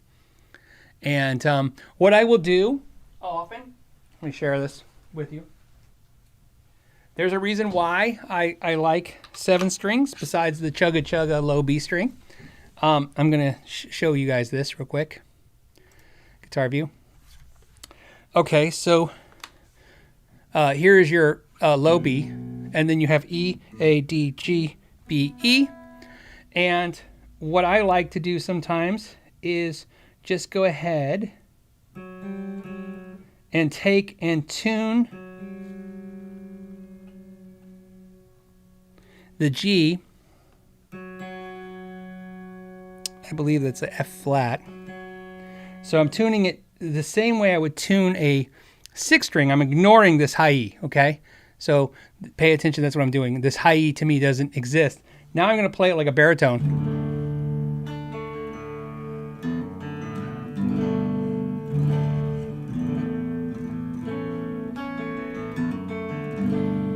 And why I like that is sometimes when there's a song and it's in baritone, instead of, because I don't own a baritone, I'll just retune the 7-string real quick and play it.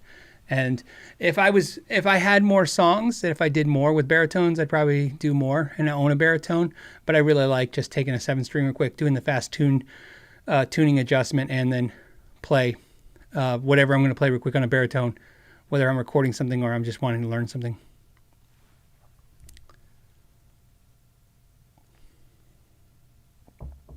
Okay, any questions? Okay, so on that note, let's jump. Hold on, you guys are talking about Schecter guitars now. All right, let me jump to the next subject. It's always fun. The Guitar of the Week idea has been something that I've been trying to push and flush out, but you can see there's a lot of working projects. I got multiple camera angles, multiple videos, multiple audio inputs, and so we'll keep polishing it. I think I want to keep doing it. I want to at least do it for like 8 or 10 episodes and see if I really like doing it. But what's nice is it's a nice way to talk about a different guitar, especially since a lot of you guys keep asking about guitars that I just normally wouldn't do a full video on, and maybe do that. But what I'm also thinking is that the guitars of the week that do well, that means maybe that following week I need to do a deep dive on it. Okay, so, all right. Let's have some more questions banked up, and Amanda's sending me questions too. Let's do this one.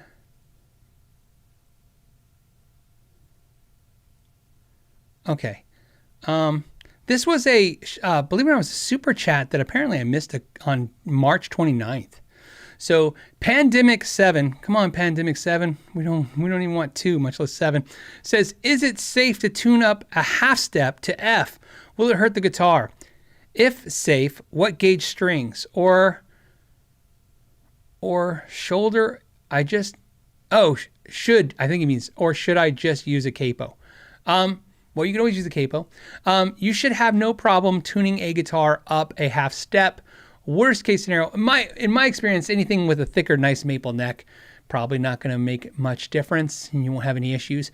Some guitars, more so mahogany necks, may, obviously your neck's going to get a little bit of a bow and your action will come up. You might have to tighten the truss rod a quarter turn. That is possible. If you have a tremolo, you will be pulling the tremolo up, so keep in mind that. So I would prefer that if you're going to do this, do it on a hardtail. It's going to be easier. On a hardtail type bridge guitar, do hardtail. Maybe not do anything, but if and play it great, and if it's a little high action, maybe straighten the neck a little bit by a quarter turn, tighten it just a little bit. And that's all you really have to do. Gauge of strings, I mean, I would probably use 9s. But I mean, if you use 10s, I'd say you get away with that. I would refrain from 11 gauge or higher on most guitars. You didn't say, and so I just want to be clear, because sometimes that's the tough part about a short question that could be involved. You didn't say acoustic or electric. You just said guitar. I'm assuming electric. If you're talking acoustic, the same things will apply, except for I'm pretty sure on acoustic, you're definitely going to have to tighten that truss rod just a little bit, unless you do lighten the gauge. And then I would definitely go 10s on the acoustic. Go 10s. In fact, I would, if you have 12s, you could probably get away with 11s as well, but definitely not 12s or 13s. Definitely not 13s, but 12s. If you're if you're at 12s and you want to go up a half step, I would put 11s or 10s and then tune it up, and then pay attention if you need to adjust your truss rod just a little bit. And that's it. Everything else will be fine. Now, the next part of your question you didn't ask, but it's important because some other people might have this question already that never thought about doing this, is intonation issues, whether on your acoustic or electric. It may cause some chords to have intonation issues. And unfortunately, it's one of those things you got to do it and see. It really depends. Obviously, anytime you adjust your action, you're messing with the intonation, My guess is, I mean, unless you're recording in the studio, which in that case I would do a full setup anyways, you'll be fine. At home use and online on stage, the intonation would be so subtle that most people wouldn't pick it up.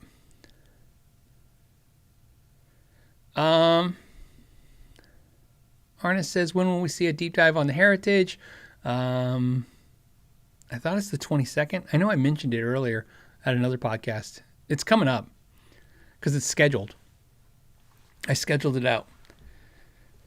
Okay. Hold on. Okay.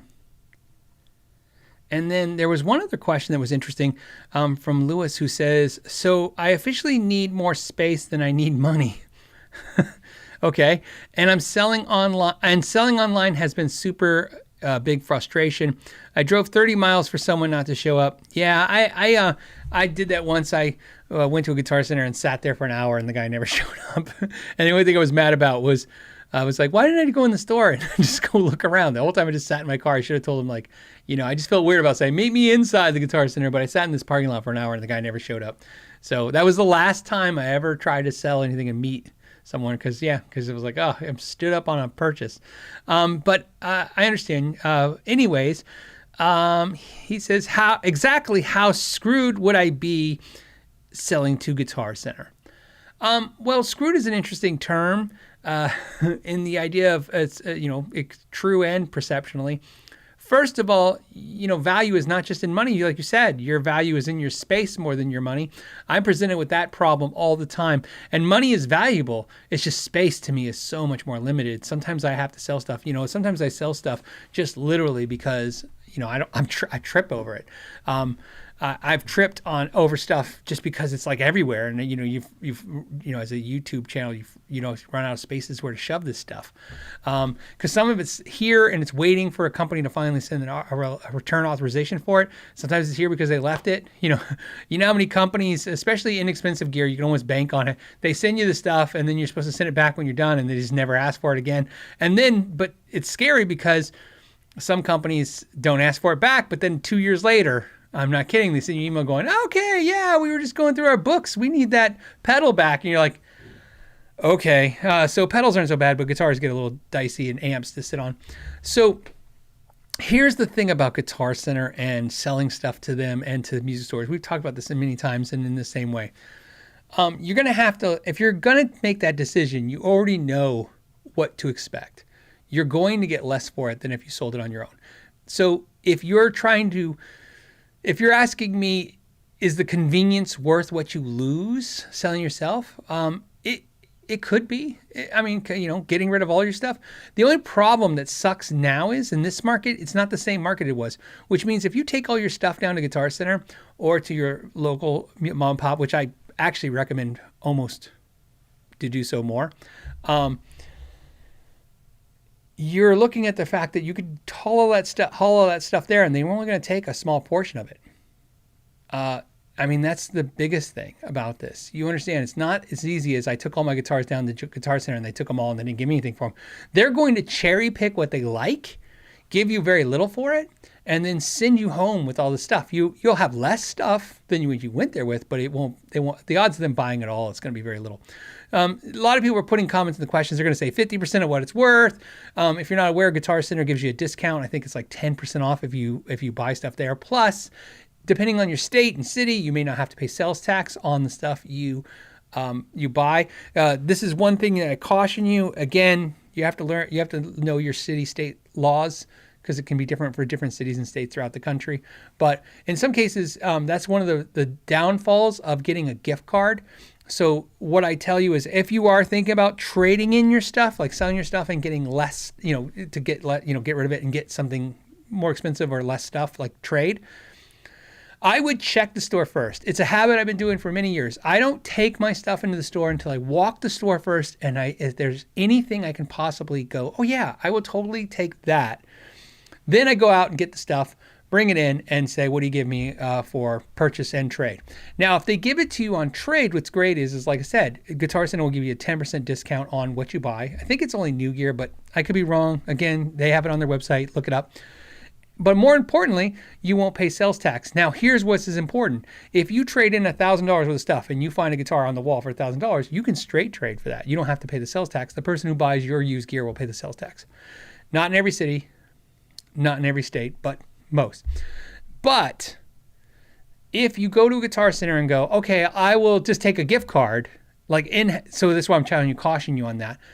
Once you get the gift card, you're paying sales tax, regardless. So if you take $1,000 worth of stuff to Guitar Center, they give you $1,000 gift card, you leave, you come back to that store, another store in a day or two, and then buy something, you will be paying the sales tax. So that's what I'm saying. The advantage could be to you to do the trade without doing a gift card or a sale, an outright sale. You might save some money. And that sometimes helps because, like I've told you about before, is you're not really looking for new gear. But if like me, if your problem is space more than money, you sometimes can solve two problems at once. And those problems can be, you got 10, I'm just giving a scenario. You got 10 Harley Bentons and they're just, you don't know what to do with all these guitars. You don't know why you bought them because, hey, we all do stuff. Take them down to a store and trade them for one nice, more expensive guitar that maybe has more cachet and value in the long term, whether it's a Fender or a Gibson or a Paul Reed Smith or whatever it is. Maybe something you like, maybe something you kind of like, but more so, like I said, you're just trading out the value. What's nice is if you are able to get something that has value, especially used, it's most likely going to hold its value to some extent. We're not even talking about it going up and you making money. We're talking about, you get $1,000 guitar that's everybody seems, if you're like me, I always go, I got 5 or 6 friends that would pay me $1,000 for this guitar right now because, who's in the market for something. Excuse me. And then what you do is you put that in your closet and sit on that for a while. And if it's not about money, you don't have to worry about getting the money now. You can wait to cash that out later. And that's just things I've done in the past that are really, really nice. But that's what I would consider. Now, I don't think there's any scenario in which you go to a store and you understand you're not going to get the same. But like I said, I don't really dissuade from that. Some people are going to say, don't go to the music stores, don't go to the Guitar Centers. I've made the comment about, bringing sand to the beach before. But like I said, you have to decide, like in your case, space is worth more than money, then you're losing money. If you're okay with that. I don't know why. I'm sorry. I'm coughing now. But what I will tell you that's important, that has helped me really well, is when you get those offers, okay, from Guitar Center, and they're low, or a mom and pop. Like I said, I'm going to keep saying, because you can get a better deal sometimes from a mom and pop. But I always have my friends ready to go on my, I'm ready on my phone. So as soon as they're like, hey, if I was hoping to get $700 or something, they're like, we'll give you $5. I'm like, $5? I'll do it right then. I'll just blast out a text to all my friends and I'll be like, $500 right now is what Guitar Center's offering me. Anybody want it? And most of the time they say no. I wish it was a better position. Or they'll say, not right now. But every once in a while you get that guy going, yes, Phil, yeah, bring it over. And I'm like, yeah, if I'm going to give it away, give it to a friend. Right? There you go. So, okay. Let's refresh this. I knew I was going to do that. It's like kicking me into a new screen. Okay.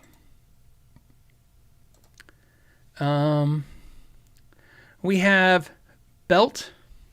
I think that's what it is. Belt Jones 1 says, I have a Kiesel with a finished neck and unfinished ebony fretboard. There is a finish sprayed over the fret ends. Oh, okay. So what he's explaining is the top of the fretboard is not finished because they're not going to be finished, but the neck has got a finish on it, and it goes all the way up to the edge of the fretboard, including over the blades of the fret. So it's finished all the way up to the top of the fretboard.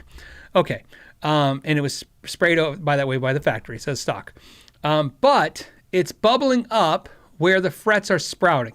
So yeah, the frets are pushing the finish off the neck. How would you fix this? Well, I wouldn't, because I'm not a finish guy, and I'm not even going to suggest to you how you can finish it. What I'm going to instead explain is what you need to do to rectify it. I don't know if Kiesel warranties that. I just don't know, and something I've never had to ask them. All the guitars I have from Kiesel, except for one, are unfinished necks. My neck through a single cup bevel is finished, and funny enough, that has never given me any hell. But I had my swirl is my first one where the neck just shrank on me, and now I have a little bit of fret sprout to deal with. I think it's my first Kiesel happened to me, but I've had it happen to a few friends. It happens. Like I said, that's why I have a channel when I'm constantly fixing it in videos. So in your case, it's problematic. There's a couple things you can do. When I say you, I mean somebody can do. I don't recommend you take your new high-end custom shop instrument and start trying to fix it. But let me tell you what most likely somebody's going to do to it. They may try to rehydrate the guitar. So in other words, put it in a box or a case with humidification and hope to expand out the fretboard. If they can do that, that's great, right? Perfect. And then sometimes they might use a syringe with basically super glue and inject it into where the finish is lifted off and then press it back on. Nathan has told me many stories working for both Jackson and Paul Reed Smith having to do basic finish work like that. You're gluing basically the paint back onto the wood. So sometimes they'll have to do that. Shane the something says, just call Jeff. He's great with customers. You would deal with, I think, I can't remember his name, the new kid. But anyways, so the other thing that they could do is they could sand the finish, basically take that finish off the actual fretboard and blend it out. I've had to do that personally because I'm not a finish person. So what I will do is I will literally sand from the top of the fretboard on the side down until I get past that fret, basically essentially removing the clear coat off the fretboard. You wouldn't be able to tell I did it the way I do it. And then I will take care of the fret sprout. And then if there's ever a fret sprout in the future, you won't have to deal with that problem. But I wouldn't recommend you doing it or trying to do it. I just want you to know if you take it to somebody, what they will do. First, I would definitely let Kiesel know. The reason I tell you guys this is whenever I tell you guys with Fender, with Gibson, with Paul Reed Smith, with Kiesel, with Ibanez, you always tell the manufacturer what's going on. Never construe that as I'm telling you like, oh, and they'll take care of it. I don't know what they all do. They all, like I said, I have stories both ways where companies have flat out sent you a brand new guitar and no problems. And I've had companies basically tell you it's your fault. I've pointed out that the new CEO of Fender basically said that it's just how guitars are done. And it's just how fret sprout is just here to stay. And it's just a thing. I think it's all sucks. I would like them all to be responsible for it, but again, I don't make all the policies for all the guitars companies. What I can tell you though is that it's very important that they know that they have an issue, and here's why. If you tell me, me, if you tell me that this happened to your guitar, I'll be like, yeah, it happens. If 50 of you told me your Kiesel neck shrank, I'd be like, oh, sounds like they're having an issue, right? Same with them. The first reaction might be like, I don't know, what did you do to it? Right? You leave it in your garage, which you did it. I don't know, maybe that's their attitude. But when 50 people, when 500 people tell them they have an issue, they're aware of it. Whether they take care of it, I hope they would. But if they don't, I bet you, without a doubt, they will correct the procedure. One thing that's very interesting about Kiesel guitars and why I like them, even though they have some controversy in the past, because yeah, he got into it with a customer publicly. It wasn't pretty. However, I really want you to pay attention to something that's really interesting. I didn't say anything. I was curious to see who caught it. None of you caught it. When I did the Kiesel factory tour, where I walked through and it was unedited in any way, and you did a tour, if you were paying attention, I'm sorry, it's an Easter egg for some of you. I'm not going to blatantly do it. You're going to have to do some work. You're going to have to be super sleuths out there if you don't know what I'm talking about. Some of you know what the issue was with Kiesel and the customer and where that all went wrong. What I will tell you is some people thought his apology was sincere. Some people thought it was insincere. I really don't have a feeling either way. I don't know how to judge somebody like that. What I can tell you is what I took notice, which why I have more respect for him, is in the tour of the factory, he didn't say why, but he was explaining the process with roasted necks, and he said it had been changed. I can tell you, as someone who's been in business for 2 decades, that's what he did. He solved the problem going forward. He fixed it. I believe he fixed it. I don't know. I didn't ask him. I had so many other things to ask him that day. I asked him those things. I believe he fixed it because of that situation, because he didn't want it to happen again, which is interesting. See, if I really thought he didn't care, I think he wouldn't have addressed the issue. And so why I'm telling you that is same with the fret sprout. I don't know what kind of experience you're going to have if you call them, just like I wouldn't know if you called Gibson or Paul Reed Smith or Fender. But I think you should tell them. And then I'm telling you that if you're going to have to take it for service, this is the kind of things that are going to be done to it to fix it. Like I said, I'm dealing with the fret sprout on my swirl, but it's unfinished neck, so it's just going to be the quick little fix that I've shown you guys many times. That quick fix I would recommend, but finish on the ends, like my PRS I just showed you earlier, has having the same issue. It's pushing the finish off. It's more problematic. It's more of a pain in the ass. If in your case, I would definitely have a professional do it. In my case, if I really cared about this S2 that I've been beating up, because I've been beating it up since 2016, so I really don't care about it that way, the way it looks. But if I did, I would have asked Nathan for a favor. Say, hey Nathan, can you fix this finish issues on the neck for me and address this? Because he would know how to do it. I'm sure he would do it for me as a favor. But in your case, I would definitely take it to a professional. I'm just giving you an idea what they're going to do. Dougal Dog said you did notice it. I was waiting for comments in the video to see if anyone noticed that they changed. He says it quickly, not like in a way like to not to be comprehensive, but he just, if you're paying attention, he's like, yeah, we changed the way we roast the wood now in the necks for more consistency. And it was very clear to me that it was like, yes. In my opinion, I love it when everybody tells me which company's bad. To me, they've all done something crazy that I don't understand. And I hope for the best. But like you guys, I'm addicted to this stuff. It's like, I don't know what to tell you. I don't know. Okay, let's see. I'm just looking to see. I'm just seeing if you guys had any more questions on that or anything like that, if I covered it. Somebody says, make a carbon fiber fretboard. You could do that. I mean, obviously Parker did it. It's a little bit better. Me personally, I would rather not have the finish go over the fretboard. So on painted neck guitars or on gloss necks, I like the gloss to stop at the fretboard, like they tape it off at the fretboard. That's my preferred way of doing it for me personally, but a lot of them don't do it that way for a ton of reasons. I don't even think the new Hollow Flash Badlands, I think it's painted all the way over to the fretboard because again, I didn't have any say so on that, but I prefer it to go to the fretboard and stop, and because of that reason, because fret sprout, I live in Arizona, fret sprout is inevitable. That's why I talk about it so much. In my environment, it's going to happen. The problem is it used to be an Arizona-only problem, and maybe Colorado, parts of New Mexico, and parts of California, a couple of the dry places. Maybe Australia was complaining about it. Now, I mean, you can be in the rainforest and have fret sprout now. It's getting weird because they don't, because the wood is not dried like it was. Lid Faye, thank you for the super sticker. Excuse me again. I'm sorry for coughing at you guys. Ray says, I'm in the studio recording a Strat with dead strings, a half step down. Why does this sit so well in the mix? I don't know.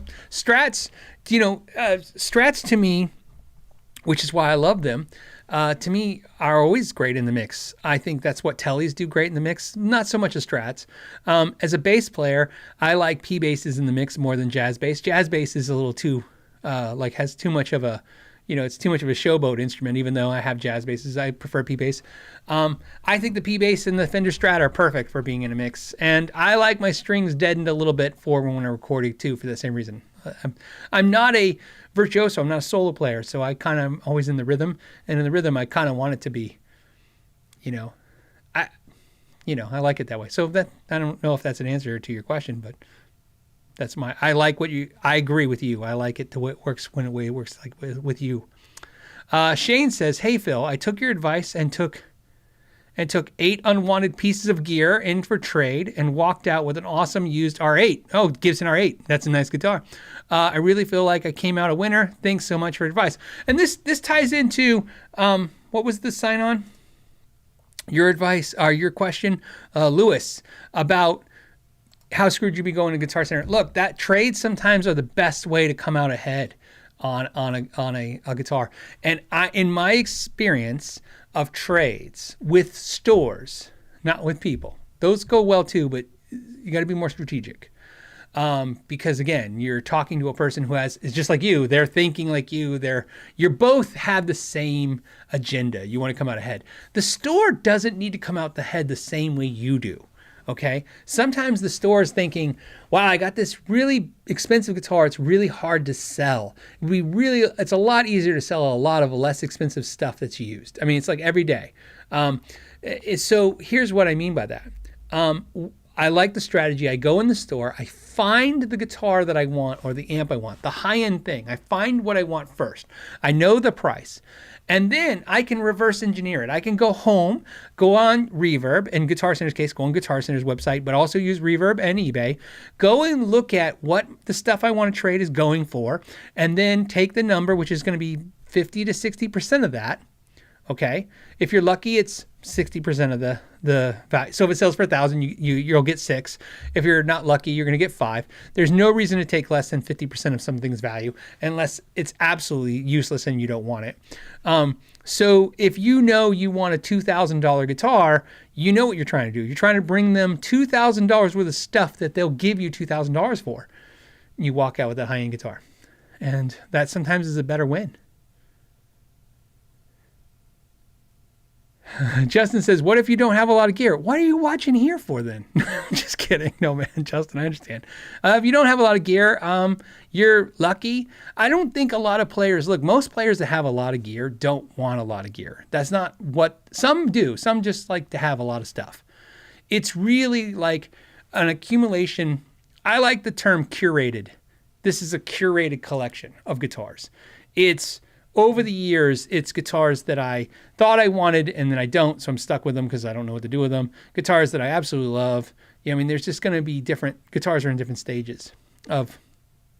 And so if you don't have guitars, you want to get rid of gear, you consider yourself lucky because that's where everybody's trying to get to, just their curated collection. In other words, whether your collection is 3 guitars or 30 guitars or 300 guitars, it doesn't matter. You're curating it. You're trying to find the perfect collection for you and what that size is. And in my experience, most players, whether they're professional players like Joe Bonamassa, or they're collectors, or they're whatevers, or they're doctors or lawyers, or whatever term makes you guys feel better when you guys say crap on the internet. Usually at any given time, if you look at any one player's collection of gear, it's not perfectly curated. In other words, there's a couple things and they're like, yeah, I don't know if I still like this. And yeah, I haven't used that in years. I mean, it's just, they're always trying to refine it to exactly what they use and need. My buddy, that's the name of the sign on, says, been watching some older podcasts recently. Thank you for your honesty in the episode 304 about the affiliate links. Here's $1 back. No problem. Like I said, anytime you guys ask me questions about the industry or YouTube, and unfortunately, you got to understand, repairing guitars, I have some experience. I can help, or talk about it. I want to say talk about it. Owning a store, I can talk about that. Being in the industry for other, things, marketing, I can talk about that. Now being on YouTube for many years, that's what I said. Sometimes I want it to be a guitar channel, but it's a guitar YouTube channel. And anytime I can share stuff with you, I'll share it because I think I look at it like this. I look at the opposite of when the companies get mad at me. Some companies get mad for the stuff I say, and not in the ways you think.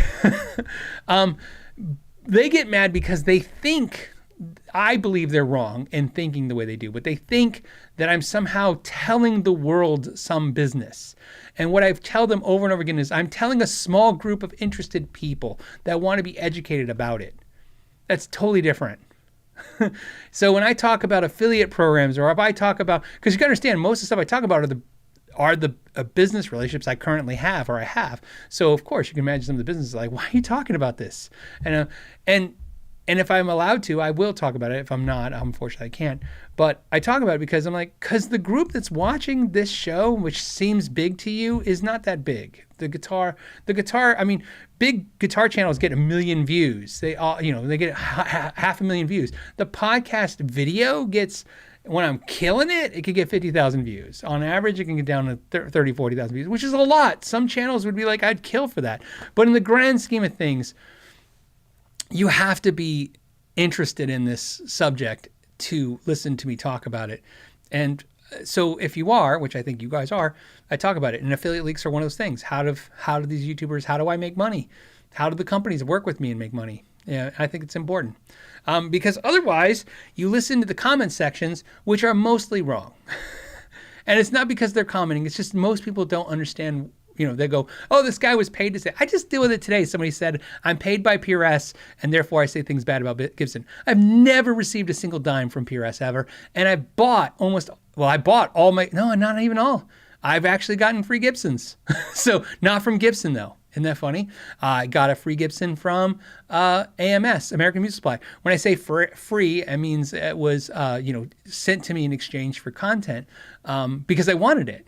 They asked me if I'd do a video, and I'm like, and my logic was, yeah, I want a Gibson. I own more Gibsons than I own PRSs and Fenders. Gibson is the most amount of guitars I own are Gibsons. I like Gibsons. I love to say I dislike or like Gibson, the company, but the reality is whatever we talk about has nothing to do with whether I like them or not. It's just because it made the subject that week, and you guys wanted to talk about what they did. Look, I like Kiesel. Jeff stepped in it, and you guys talk about the stuff he stepped in on Kiesel.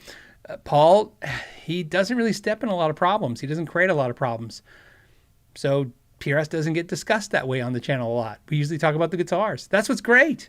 That's why sometimes I say maybe the ownership of these companies shouldn't be out there doing anything. Some owners shouldn't talk. It's not doing their company any favors. We'll just talk about their guitars. But that's why we talk about it. I think if that helps. So I tell you guys when I have a bias. At least I try to disclose the bias. With PRS and Gibson, I don't necessarily have a particular bias. I like a couple of the employees in marketing at PRS because they like my channel and they send me products so I don't have to buy them. That's nice. I mean, I like Gibson guitars. I like Fender guitars, but I would be dumb not to mention that I have almost 400,000 subscribers and a gear review channel that does really well. And those are like the two of, like, if I name 5 companies that don't work my channel, 2 of them are Gibson and Fender. I don't really know why that is. I assume it's because of this discussion every week. They don't like it, but I don't know. So, I can't really say that's for sure, but it would be dumb for me to not mention that the 2 biggest guitar companies don't work with the channel in any way, shape, or form. Fender I used to work with, but then they stopped. I don't know. Could be because they just find my channel irrelevant. Maybe they don't like it. They're allowed not to like it. Or maybe I don't know. Who cares?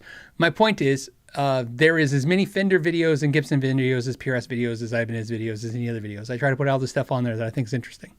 So that ties into to my buddy, the saying, thank you for basically the transparency. We'll be as transparent as we want.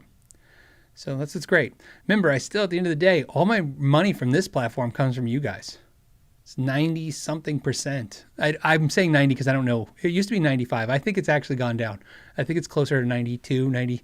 I'm just making up numbers, but it's 90%. So 9 of every $10 I make on this platform came from you guys watching it or patrons sponsoring it. So of course, that's my allegiance. Because that's the money. I gotta make the people who are paying me happy. It happens to be you guys. I've worked really hard to keep it that way. T-Size says, hey Phil, thoughts on vintage pickups? I bought an 86 Kramer Focus 1000, want to replace the pickups Replace the pickup, and Kramer enthusiasts strongly recommend the JBJ era pickup. $200 for vintage pickup, $100 for new. I have never found that any older pickup is more magical than newer pickups that are made to the same spec when it comes to getting you close enough to matter. Okay, so here's what I mean by that. When I did the video recently on the Paul Reed Smith S2s, I mentioned that they're including a $500 set of 58 15s, and somebody said in the comments, "What the hell makes a pickup worth $500?" Nothing. Same thing that makes a good pickup worth $100 that makes it worth $1,000. Nothing real, nothing that you can qualify with a hard cost. It's more of a, they can get it, so they ask for it. Same thing with vintage stuff. I find that's why I'm not a huge fan of that. I bought some vintage DiMarzio Super Distortion pickups to compare. I feel like a dumbass now. I bought them. I was like, 1970, blah, blah, blah, Super Distortions. They're probably much better. And of course the forum's like, they're much better. The new ones don't sound the same. I got them, A-Beat them. I couldn't really hear a difference.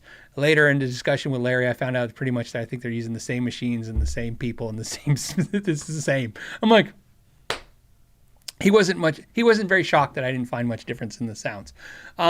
So to me, if it matters to you to buy the vintage correct thing, or but to hang this kind of magical-esque thing to it, I can't do that. And I'm not saying I don't have my own magic hoodoo that I believe in when it comes to gear.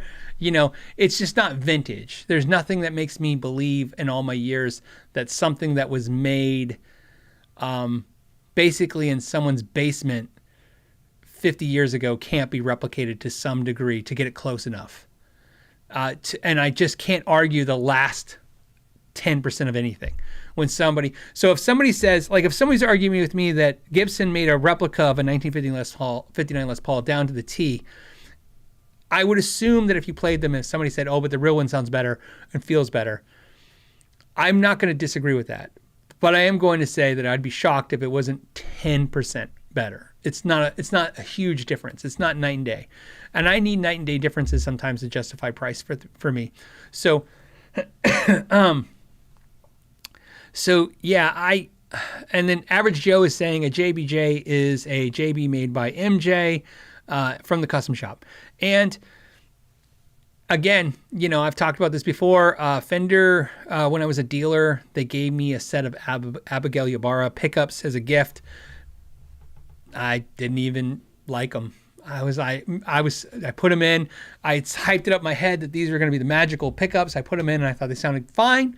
In fact, they probably sounded great. I just was wow, I can't believe this. So same thing. To me, if you want a JB, you get a JB. When somebody says older JB pickups, especially JB pickups, there's a big variance in JB pickups. Not over the years, just even you can get 3 JBs right now, and there's a little bit of variance in each one. But all of them are pretty good. So, there's you get the idea. So it's up to you, but I can't give you anything qualifying other than you would have vintage correct stuff in your guitar if that matters.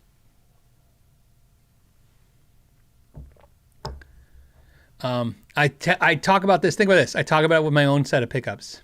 I have I like to talk about the Northern Lights more so than the Copperheads, but the Northern Lights is a pickup that's cloned off of a pickup that a friend made that I loved. I literally have to make content. I have other things to do. And so when I sit in front of the winder, now that I have my wife helping me in front of the winder, on the winder, packaging, putting them together, marketing them, testing them, and I can make a little bit more of them. That's why I brought the price down. Essentially, I have told you guys this many times. My price is dictated on how much time I have to give to making them, and I can only make so many. And that's my time, but that's not I'm not trying to tell you I'm using super magic magnets. I'm using stuff that no one can get. I literally buy my stuff from the same place that almost every single person who does small run amounts of pickups like me gets their stuff from. We're all buying from the same source. So it's just my formula and my time, and I put a premium on it because of those two factors. But I would never sit here and tell you that my pickups are. In fact, I think if you're a halfway decent pickup winder, you could take my pickups and clone them out pretty fast. So, just like how I cloned them out, just like how everybody else can clone them out. I liked something, I liked it, and I went with it. And I appreciate everybody who buys pickups and supports the channel. How about that? Thank you for doing that, because I put that money back in the channel too. Okay, Grumpy My Guitar says, shout out to the lovely Mrs. McKnight. Shauna is the best. I'll let her know. She probably hears it right now if she's listening to the show. I'll let her know she's the best. She's been working really hard lately on a lot of stuff for the Know Your Gear merch. Again, she stays pretty focused on the merch. We don't sell much merch anymore. I think YouTubers and merch have kind of burned everybody out. So much merch now. Always buy our merch. And I think I've said this before. I do it because she likes doing it, and I like that she does it. I wear my merch all the time just because I don't really care what I wear. I figure if I'm going to wear something, I'll wear something with my logo, but I just don't have any strong belief in anything that makes me want to wear someone else's logo for any other reason. So that's why I do it. But the merch is just a nice way to support the channel. I appreciate that. It's like I said, I always tell everybody it's a donation vehicle. It's like you give some money to the channel, you get a shirt. I appreciate that. But I think, I get merches a little tapped for the main market. Thank you, Mr. S, for the super chat. The Candle 34 says shalom. Hope I said it right. I think I did. What's sad is the only way I know how to say it was from a Me First and the Gimme Gimmes had a song, and it started with the word shalom, and I was like, oh, shalom. So I hope I'm not butchering it. With modeling amps in mind, which ones, in your opinion, are still relevant, and which ones have suffered the demise of being out of date? I think with modeling amps, you said amps, not modeling processors. Processors, I think, is different because obviously technology is a big factor for recording, how good they sound. To me, I could still play a Spider 2 amplifier in a practice room and I'll get a tone out of it, just work out a good sound and just play it. So are they still relevant? Old ones I think are relevant. If you're asking, do they suffer the demise of being out of date? They do, because obviously newer tech makes them better. They are technology based, so newer tech makes them better, but better is better. That's it. Not crappy and great. It's just they're okay and they're a little better now. So yeah, I would say a new one's better. And I think a lot of companies, whether it's, and I'll just pick them on them all so I don't feel like I'm pointing everybody out. Fender, PV, Line 6, insert other company. I'm trying to think. Crate doesn't even exist anymore. But a lot of those modeling companies, I think they're all kind of guilty of just repackaging an older unit with very, very little updates all the time, And so a lot of times when you're like, oh, the new one blows the other ones away, you can be, because sometimes it's like a car remodel. Sometimes they retool the whole thing and they start from scratch. And sometimes it's just hey, they put a new grill on it. So I like modeling amps for practice. They're effective. They're cheap. They sound good. I in total shock all the time with people's intense feelings for them, either really positive or negative. I don't understand it. It's it never makes sense when people are like, these are horrible and they should be destroyed. I'm like, they're fine. It's fine. It's a product to let you make music, and it does fine. I currently am using the Sparks because I bought all 3 Sparks. I use the Spark Mini in my bedroom, using the Spark 40 in the shop. I have my Yamaha THR 30 downstairs, and I have a Spark Go wherever I go. So that's what I've been using for practice. And I have the Catalyst, but I pretty much only use it for videos just because it's usually set up for videos. Yeah, modeling amps. Average Joe says they are fun. They are fun. Modeling amps are fun. You hear every once in a while there's like this rational person going, I wish I had this 20 years ago or 30 years ago when I was playing guitar. Yes, they're fine. And you know what's great about old tech modeling amps? They are boat anchors when it comes to selling them. So like it cracks me up Not to say, oh, what great would it be if when I started playing guitar, instead of a CMC amp that only had literally tone, I think it had tone, volume, and no, it didn't have gain. So it had bass, treble, and volume. That was my 3 knobs on my amp. That's what I got on my first amp. No gain control, no mid-range. Mid-range is for rich people. And it had, I think, a 6-inch speaker. It might have been 8-inch, but what I could love to say, what would I do if I had a Line 6 or something like a Viper by PV or something? Well, one, I would have been blown away with how amazing it was. But add this. I've walked in music stores as recently in the last couple of months and seen modeling amps that are 10 years old. Yeah, they're dated technology, and they can't give them away. They're like $30. I seen a 212 50-watt modeling amp for $119, and it had a layer of dust from sitting in that store for the last 2 years, and they're like, yeah, we can't get rid of it. And I'm like, $100? That's crazy. So yeah, I think they're great. Well, see, now I'm doing it. I think they're good. They serve a purpose, and I'm glad the older ones are cheap. Newer ones sound a little better, and that's my not so strong feelings on them. False Prophet says, "Hey Phil, have you seen the new Warmoth? Have you played or seen the Warmoth Tele Strat hybrid body? I am too a Strat dude thinking about building one. I have not." I need to reach out to Warmoth. When COVID happened, some of you guys might know, I had worked out a deal with Warmoth to build 2 guitars. So they were going to get me the parts. I was going to put them together. They're going to be twins. I was going to build the same guitar twice. And then what was going to happen is we were going to give away one to you guys in a giveaway, and I was going to keep one. And I thought, oh, this would be cool because then somebody will win one and know that I have one too, and it'd be kind of cool, right? Maybe a bonding experience between me and a viewer. And then COVID happened and it didn't work out. Maybe it's worth doing, and at this point, maybe just build one and give it away. So maybe that's the body I'll pick. I don't know. Like I said, I haven't reached out to them since. I told you I don't make a habit to reach out to companies. Usually they reach out to me, and obviously when that fell through because of COVID, they said they'd reach out again, and I think they forgot about it. But maybe I should break my own policy and reach out to them and say, hey, let's do this. Let's do a giveaway. I'll build it and we'll give it away. Rummy says, Phil, anything to look out for when using bass with guitar pedals? Do I need bass FX pedals?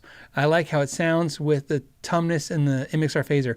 I personally use mostly guitar pedals for bass. I don't really go specific. The only times that I feel like I need a bass specific pedal, besides unique sounds for bass, maybe like an envelope filter sometimes for bass is a little better in my opinion for the bass than some of the guitar ones because of the frequency range. But sometimes the overdrive pedals for bass are nice to have. They usually have 2 lines where they still send the clean bass signal through. So, because one of the things that sucks about bass playing is when you switch to overdrive, if you don't have that same original signal coming through, all of a sudden the low end frequency in the band goes away and you're just, you lose it. So that's one nice feature, but I generally don't use any bass specific pedals for my bass. I stick with all guitar pedals for my bass, and I've always been that way. And I don't use very many pedals, but when I do, it's usually guitar pedals. Johnny, thank you so much, says KYG Support Fund. I appreciate that, Johnny. Thank you so much. Alex says, just got a Boss Katana. Got delivered yesterday. Best guitar product in a long time. I predict you're going to sell huge I predict they're going to sell huge numbers. Yeah, they might. That Boss Katana thing might work. No, just kidding. That's great. The Katana's still great. Isn't that funny? It's been out for a few years now. Still great.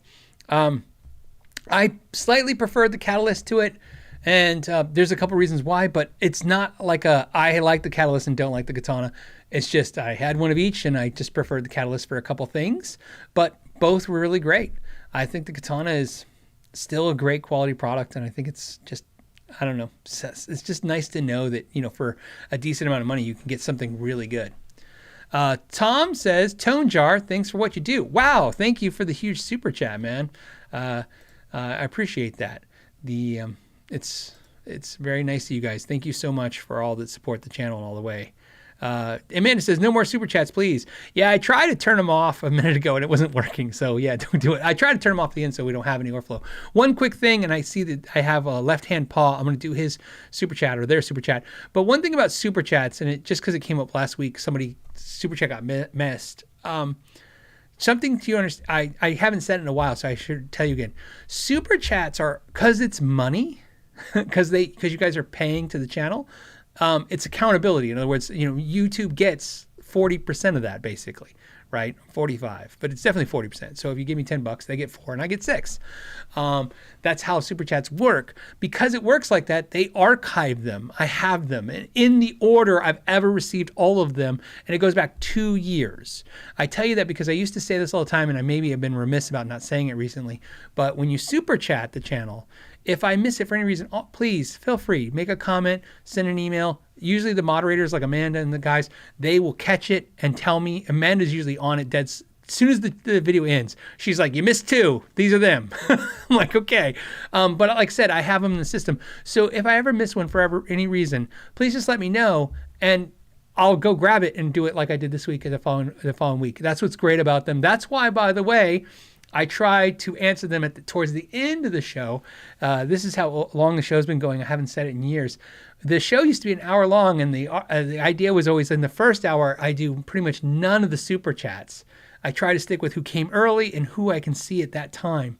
And then the second hour, I consider it bonus hour. In other words, people who support the channel with super chats get the second hour to keep going. Like I keep it going for that reason.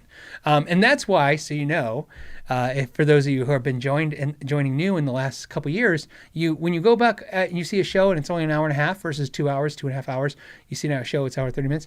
Look, I guarantee you, do the math. Go look at the super chats. There was not that many super chats. The second hour is usually the bonus time. And if I have a lot of super chats, there seem to be a lot volume-wise today. Then we went extra long, extra innings. So I'm just letting you know, and I feel bad because I haven't mentioned that in a while. But let's do left-hand path real quick. I don't know why I said southpaw on that. It says, Alvarez posted a video last week comparing 2 of their parlors, identical specs, except one hand-built, one factory. They concluded that the handmade just 10% better than the factory, 2 times the money. Thoughts? I find that, first of all, as you know, if I can impart some experience of reviewing gear, more so than anything else. I'm not talking about repairing it or building it or anything else, reviewing it. What have I concluded in years and years of reviewing stuff? That if I have to compare it to hear the difference doesn't matter. Me personally. I think it's entertainment. I think comparing a $10 tube screamer to a $100 one and doing a video, and do I enjoy watching that? I absolutely do. I hope you do too. Hearing the differences. But to me, somebody sends me a fake clone tube screamer for $10 and I plug it in and it sounds like a tube screamer, it's a tube screamer to me. To say that it's not as bright as the other one or the knobs. I watch people when they do reissues of stuff, they literally go, oh, well, on the reissue, you got to put the knob a little bit different here and a little bit different there. And then they sound alike. They don't sound alike unless you put the knobs a little off from each other. And I'm like, it doesn't matter. But it's fun to talk about and share. And same thing with guitars. This is why I was talking about the PRS CESE earlier. I would compare those 2 guitars, and by the time it got to your ears from YouTube, the differences would be so little, you would really not be entertained by it. And I could only tell you exactly what I told you without having to compare them, which is, if you like gloss finish and a fancy top, get that one. And if you like satin or you'd want to save a few $100, get the satin finish one. So yes, left-hand path. I find the same thing with the factory versus handmade guitar, acoustics, I would expect, think of this, the results they have are exactly the results I expected to hear, which is the hand-built. They're both hand-built, so you know. This is important on acoustic guitars. There's no such thing as a manufactured CNC'd out acoustic guitar. They CNC out the parts, but somebody still has to hand assemble it. $99 acoustic guitars. It is the most hilarious thing, and we'll end on this note. It's the thing that makes me laugh to this day. My favorite thing to read on acoustic guitars is handmade. This is handmade. Now, sometimes maybe it implies that it was entirely handmade, but in my experience, that is very rare. Unless you're buying from an actual luthier who's building your guitar from scratch, they're not handmade. And even then, still not 100% handmade. There'll be some mechanical tools, and electric power tools. But usually when I see an acoustic guitar, from a brand and it says handmade, the $99 guitar at Costco acoustic guitar is handmade. If you can watch 1,000 videos, no exaggeration, on YouTube of them building acoustic guitars, them being every manufacturer, and they're all done by hand. It's all basically cut wood, wet it, put it in jigs, glue it together by hand finish it. So everything is handmade. So the reason where I say it's funny is it's funny to me that they don't highlight that when the guitars are cheap, even though they are true. They could, but they want to hold that terminology for right for the higher end guitars. They're like, oh, this one was handmade. Well, they were all handmade. They're like, but this one we need more things to justify the price, so we're going to say that on there. So that's the thing. But so I think that's not really that shocking. But I see your point, and I feel the same way. Things are 10% better. That's about right. But the last part that's important is, whether it's 2% better, 10% better, or 1% better, if it matters to you, it's like tunnel vision. You can't get out of it. You can't get away with it. The difference in something can be as little as 1% different. And if you can get tunnel vision on that, and it can be the most important thing that matters to you. And the sad thing is, because this is an emotional thing that we do, play music. If you're not feeling it, if you're not loving it, it's not going to happen. So, like I said, I wish that wasn't true. I wish logic would prevail, but most of the time it doesn't. For those of you it does prevail for, congratulations. I think you win. All right. On that note, I'm going to let you guys go because I got indexing now to do, and I got timestamp the show and make some clips if I can. And I always want to thank you guys for hanging out. If you give it a like on the way out, I'd appreciate that. You can give it a thumbs down too if you want. Whatever makes you happy, I guess, is probably good enough. And on that note, I'm going to say thank you for your time and know your gear. The Know Your Gear podcast. Before you spend your rent, car payment, or child's inheritance on gear, please see the affiliate links